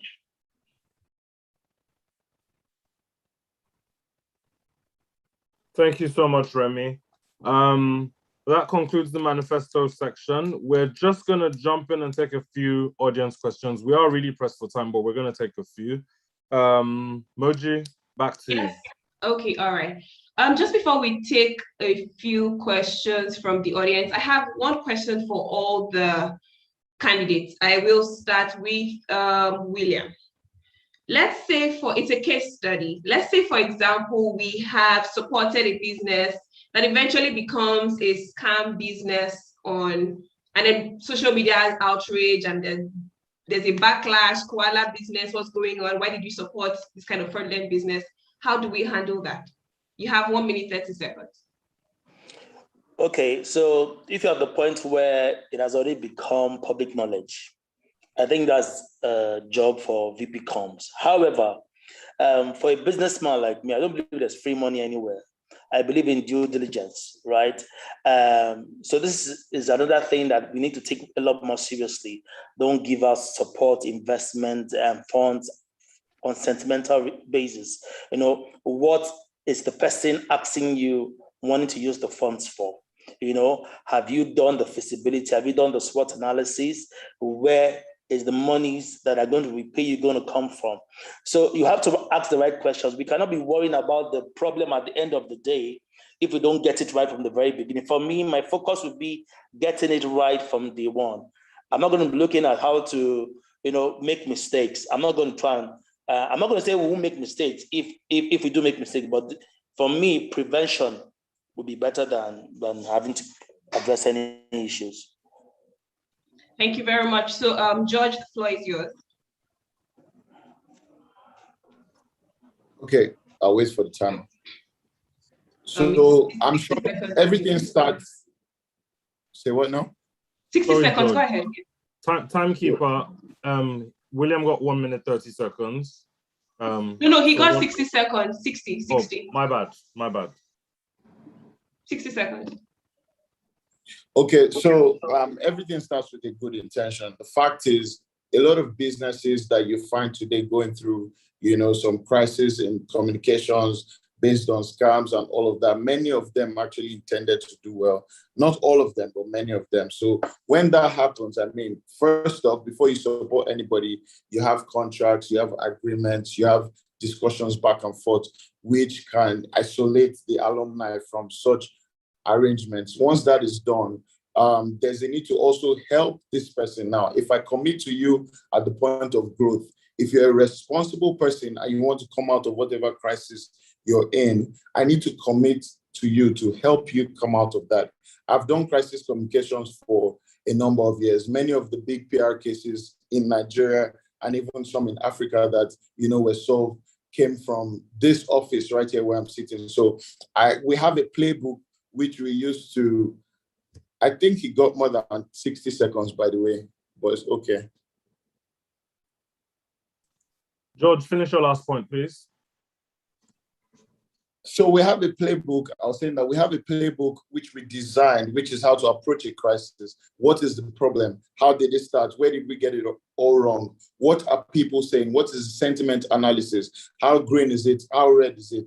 How can we begin to engage people? You know, this doesn't have to be done from our platform. It could be us taking advantage of the platform of whoever we've supported to help manage the situation. How do we get out the pathways that we have created to come out of the problem? How do we put it in the media and communicate it appropriately? How do we engage everyone who has been hurt, who has been affected, you know, by the scam or the transactions that went bad and all of those things? By the time we put all that together, it forms a playbook that we can use to engage the media and engage people affected. Thank you. All right, thank you very much, George. Thank you. So Remy, over to you. After this question, we will then have one final question to all candidates. We have something from EA in the question and answer box. All right, so Remy, over to you for the question. All right, thank you. Yes, so I mean, the scenario that you mentioned is an unfortunate one, and it's not something that many organizations like to be in. Yeah, and I think something that is important is we need to first understand that due diligence, quality due diligence must have been done. Yeah, that is the first line of defense to ensure that we don't enter into situations like this. But peradventure something goes wrong, and we have this bad information or this bad press. Yeah, we need to take it professionally, and there are three aspects. One is in the PR aspect. The audience, the media needs to be managed in a very, very careful way. Secondly is in the legal aspect, which is something many people don't realize. And the third is in data analysis. We need to gather out the insight that is coming that would inform on decisions that we need to make. Everyone affected needs to be met privately, and we need to discuss with them. Sorry, my time is up. All right, thank you so much, Remy. Thank you so much. You know, I'm particularly loving the energy in the chat room. You guys are fantastic. And I see that the quality of conversation we've had so far has been phenomenal. And mind-blowing. So someone is asking, can we have VP business and assistant VP business? That's hilarious. I mean, because we have so many, credible talents and credible candidates here. Thank you so much, Remy, George, and William. So one final question that will go to both of you. I see a very, very hilarious question here. I'm not asking, but I'm just going to read it out. Someone is saying, regardless of the outcome of the elections, George, will the 10K fund still be available? That's just funny. All right, so the question that will go to all three of you, this is the final one, and it's from EA. It says, my question goes thus: business today is all about access and data, especially leveraging local and international and contextual market data. However, access to such data is limited. How do you intend to utilize the office to provide entrepreneurs access to much needed data and access to a wider local and international audience? And I will start with George. Okay, so first off, data is a big challenge in Nigeria. A number of companies like TNS and a few other companies are trying to build like a database for information and all of that. Notwithstanding, there are organizations who currently churn out a lot of information, business insights, and all of that you can use to leverage in your strategy. While if you're talking about the Western market, there's so much out there. What I intend to do in that regard is to take advantage of the database the communications team has built already, and then consistently churn out information and data as regards your business. We would need to zero in on the insights that we can draw from the data. What type of business do you run? So that we can then segment insights that fit your business. So you're in the fashion business, kind of insights you get will be related to fashion, and all this can be automated. Thank you. All right, thank you very much, George. So Remy, over to you now. Waiting for the timer. Okay. All right, thank you. I think there are three things we can do. Firstly is partnership. Some of this data that we actually need already exists, but they are with selected people. If we build our own brand equity, we build our own community base in a very strong way, we can have access for partnerships with these organizations and they can share data with us. Secondly is direct data gathering. There's some information and data that you need. The only way to get it is to go on the streets. Yeah, we actually need people to go on the street. If you want to know the price of tomato in Lagos and the price of tomato in Kano, at this very moment, the likelihood that there's somebody that has that information does not technically exist. Somebody needs to be on the street. Thirdly is open source. With data coming in from different organizations, with the alumni community, everyone willingly sharing some specific form of data, we can create a data warehouse that can power alumni businesses. Thank you, Remy. And now, William, you have the floor. All right, thank you. So for me, I was already discussing with Michael. We all know Michael is run by one of us. The possibility of already putting together a data registry, for the alumni. I think this is crucial and really critical to our moving forward. We need to have something like a repository of data where we know we have information on basically everybody who wants to be there. The IT guys are going to design the format, but also going to be segmentalized, right? So with a click of a button, just like we're doing right now with the elections and with the updates of info on our biodata, you can begin to see who is into this business, who is into that business, and you can begin to assess and gather and use this data. That's what I'm going to do for the alumni. How we can now match that with the business world is another thing we're going to do. But first and foremost, primary concern would be to put together a data register for every alumni that's in business. Thank you so much, William. Thank you so much, George. Thank you so much, Remy. Thank you so much, William, once again. I've had an incredible time speaking with all three of you. I will now hand over to the moderator for tonight. Gabriel, you have the floor. Gentlemen, Remy, William, George, this has been a very brilliant session by any standards. The quality is high. The decision is tough. Your fans are doing the most in the chat room, and it is beautiful. There are people who support you, who believe in your visions. I wish you the best of luck. Whoever wins, CUALA wins, having the three of you on board. So thank you all very much. I'm just going to make a few quick announcements. There has been a link passed out for some feedback. We want to hear back from you guys. How did the session go? What do you guys think? What would you want to see different? Please, I'm sure Somi will post that again. Please go through in the chat room. Please work on the feedback forms. We do want to hear back from you. Alternatively, and in addition, I'm going to say this. Every candidate here, including the candidates that went in the round before, we need you to get your supporters with the same energy to come back on Tuesday. We need to make this place full. We need you to bring your supporters, your ideas, bring everyone. We want to hear the presidential debate, or not debate, sorry. We want to hear the presidential Q&A because you will be working with the president, under the president. You want to bring people in. We want to hear from them. People are gonna, it's gonna be a big one. I'm looking forward to it. I hope you are too. Voters registration. If you haven't done your voters registration, loving the energy in the chat room, but if you're not registered to vote, then it won't count on the day. So please support with the energy and support with your voters registration. On a personal note, before I hand over to Gbemi, there is something I do want to say. 20th of October last year was a massacre in our country, the Lekki toll gate. That was quite hard for a lot of us to see. I don't know what our official position is as CUALA or what we're allowed to do as individuals, but I do think it is a very big moment in our nation's history.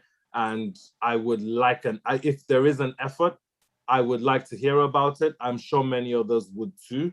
We should stand with our people regardless. Whether we need to do it as an association or we choose to do it individually, we should stand with our people. On that note, it's been brilliant having you. Thank you for your time. Thank you to the wonderful town hall team, Moji, Synth, Naraya, Rotimi, and our convener, Somi. Thank you all very much. Gbemi, the floor is yours.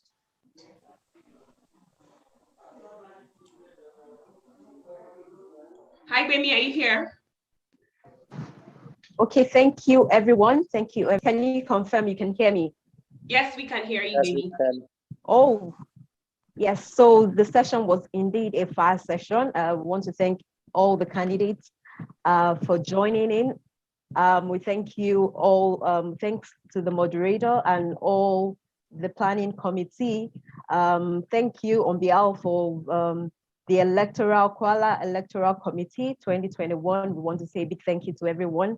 We're hoping that you all join us again next week for the presidential debate or meeting with the candidates representing the presidential role or position, as the case may be. And so please also be reminded that you need to register.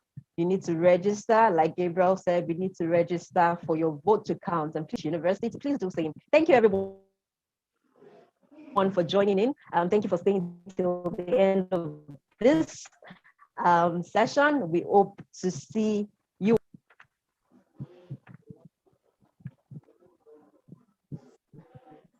We've lost you, Gbemi. We'll not lose that in Jesus' name. Oh. Okay, guys. Okay, can you all hear me? Thank you, everyone, now. once again for joining in. It's bad. Yes, so thank you, everyone, once again for joining in. We say a big thank you to everyone that was involved in the planning of this particular session. Yes, and then we hope that we'll see you again this time next week for a much more fire session. Okay. Good night, everyone. Thank you for attending. There will be music if you want to stay back for a couple of minutes and say hello to other people. Thank you very much. God bless. Have a good night. Good night, guys.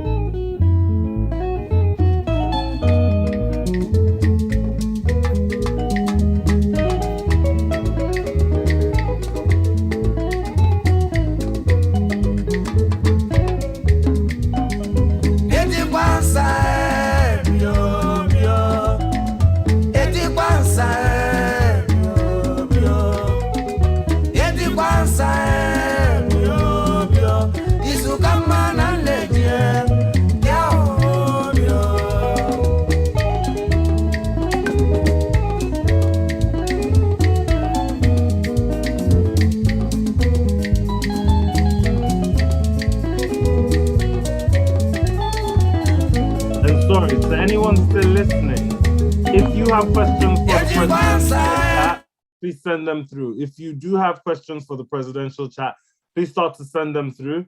I believe you can use the website, Somi, correct? If you have the time and you want to type them in the Q&A now, we will receive them.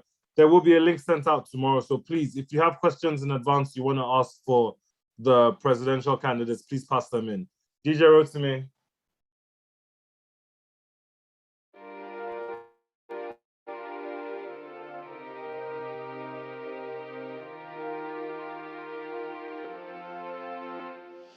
Vibes. But you knew that.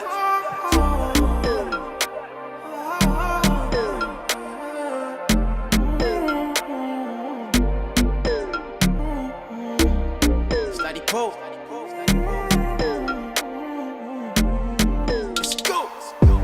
I like the way I'm feeling now. No confusion, regrets, but my blues I'm written now. I like the way I'm feeling now. You got smart thing with the stress me, but right now I'm chilling now. Way out my feelings and nothing can stress me. The way I run the game, I'm feeling like referee. No, like Moses parting the Red Sea, like a chauffeur, me in the back of the Bentley. So I step out, all white, can't stain. What you want? Rosé, champagne? I got that. Big bag, back pain. Taking the piss, the only time I can't aim. So we toasted a good life. Living every minute to the full, cause I could die. Pull up at the spot, open doors, and it's suicide. Chilling rent free, where the check, please. Couple hundred G's on a good night. I like the way I'm feeling now. No confusion, regrets, but my blues I'm written now. I like the way I'm feeling now. You got smart thing with the stress me, but right now I'm chilling now. I like the way I'm feeling now. No confusion, regrets, but my blues I'm written now. I like the way I'm feeling now. You got smart thing with the stress me, but right now I'm chilling now. Yeah. All I wanna do is jive. 220 on the highway. I'm about the energy. Baby, if it's good, send it my way. If it's bad, keep it private. All these haters so vexed, I'm the best alive. You don't want to test the guy. You been sleeping on yourselves, you test it fly. Throw myself a party, then act surprised. Be the highest in the room when the guests arrive. Yeah, ain't nobody realer. Touchdown, got a couple G's for the dealer. Gang signs out the window, my killer. Life getting sweeter, no use water, dilute my Ribena. So we toast to the good life. Every minute to the full, cause we could die. Pull up open doors and it's suicide. Yeah, 16 bad, whoop, and they all by the poolside. I like the way I'm feeling now. No confusion, regrets, but my blues I'm written now. I like the way I'm feeling now. You got smart thing with the stress me, but right now I'm chilling now. I like the way I'm feeling now. No confusion, regrets, but my blues I'm written now. I like the way I'm feeling now.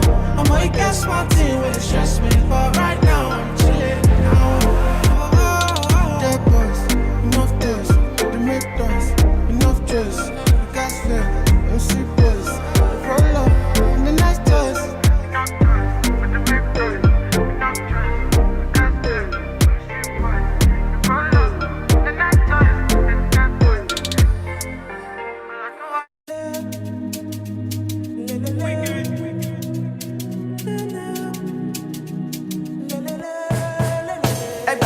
Oh, body, see what you carry. No more any money, mo. Make a body gonna want. Give it to me sharply, rose for me, yo. Baila, mami, yo. I could do this all night long. Don't go, baby, carry me, they go, baby, carry over, no, baby. Shade it in the end about you. Don't go, baby, carry me, they go, baby, carry over, no, baby. Shade it in the end about you. Lelele, lelele.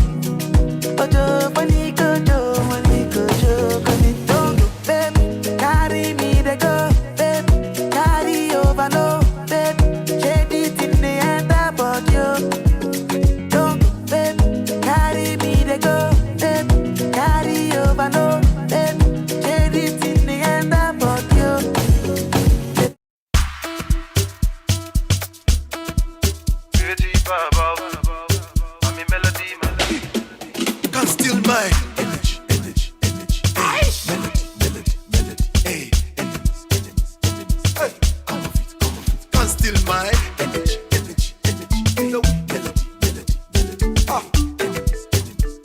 Hey, come off it, come off it, come off it. Hey, I dey live my life and I mind my business. As I dey praise Jehovah daily, that's my business. Melody, enemies will come, go they fall for me sake. Come on, I met a blessing, they come my way. Cause we are not the same, I'm not one of them. Cause we are not the same, I'm not one of them. I just stay my lane, I'm not one of them. Cause we are not the same, I'm not one of them. Can still my energy, energy. I'm an energy man, melody, melody. I mean I'm a melody man. Hey, come off it, come off it, come off it. Energy, energy. Ah, melody, powerful there. Melody man. Come on, come off it. Hakuna vavasati, vedei come, li va conosciuto. Vedei come, li va passati. Vedei come, li va conosciuto. Vedei come, hakuna vavasati. Balako Ivana, balako kama, balako Ivana, balako kama.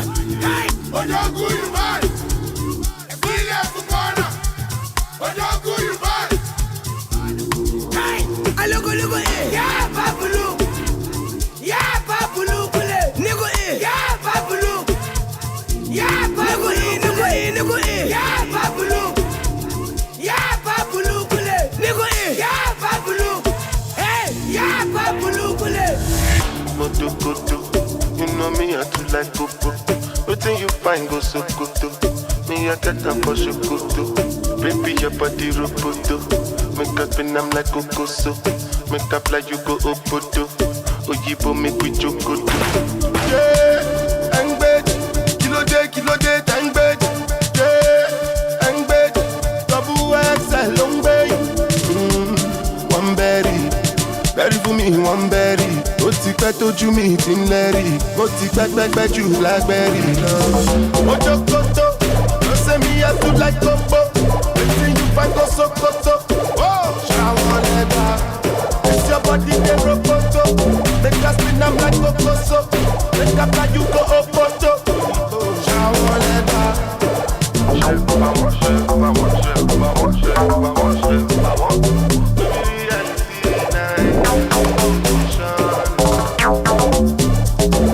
Perception, baby reality, illusion.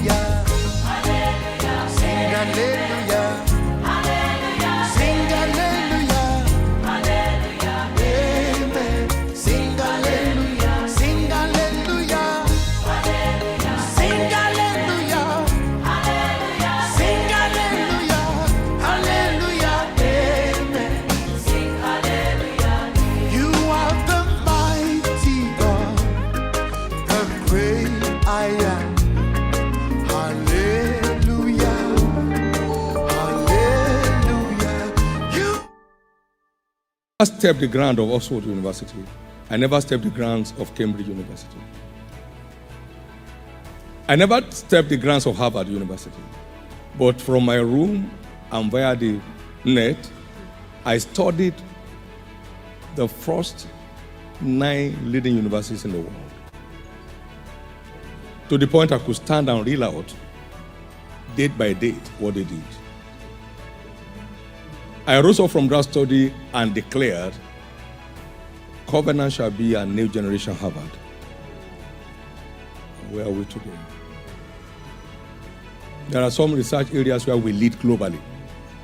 1, 2, 3, 4, 5. Today, in less than 20 years. Now, Oxford was 1,000 years and 19 when I did that study. 1,000 years and 19.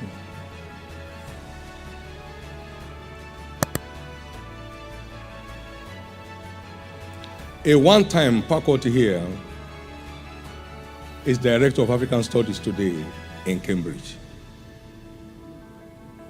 Life, it answers to understand. When I gave the first address to our council, one of the professors stood up and said, in all my 35 years in academics, I've never seen anybody unraveled the structure of a university the way you did. By how? You are not a tourist. Stop going about the world. You can bring the world to your room. Yes. You can bring the world to your room. It's all about idleness and laziness.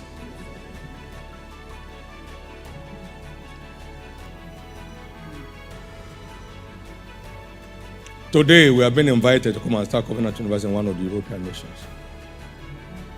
Not main nation. I wanted to mention the name.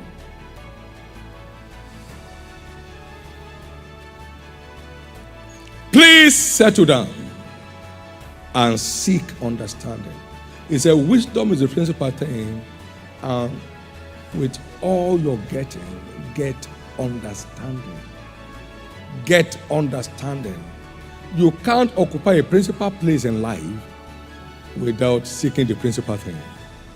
Get understanding. Get understanding. Get understanding. Get understanding. God grants me the leave of this church. Dump me in Covenant University. You can leave your research center for me. Everything there will be thinking, including the floor. Everything inside there will be thinking, including the floor. There is nothing of value that comes from you that does not enhance your worth. Everything of value from you enhances your worth. Don't just carry a title. Carry worth. Carry worth. The worth of a man is not in his title. The worth of a man is in his values. Bill Clinton, no title. George Bush, no title. Barack Obama, no title. The worth of a man is in his name, not in his title. So I see amazing products named with you. Yeah. I see amazing products named with you. When you list the folks on your bibliography, just their name. Omatosho J. Simple. Your worth is in your name. It's not in your title. So build worth into your name by generating values day in, day out. The world will never remember your title. They only remember your values.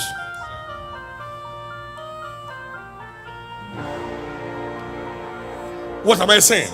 I see an army of men and women that will change the story of this world. And I'm glad you are one of them. Don't look down on yourself and don't let anybody look down on you. Joseph didn't look like someone who will save a generation. He was a prisoner, but there was a spirit in him. There was a spirit in him. It is that same spirit I'm asking God to impart on you today. He said, inasmuch as God has shown you all these things, there is no one as wise and discreet as thou art. There was something in him that was enlarging him on the inside. Receive that same spirit in the name of Jesus. There are students here who will become veritable authors while still in school. You will bring forth values that men around the world will be clamoring to get.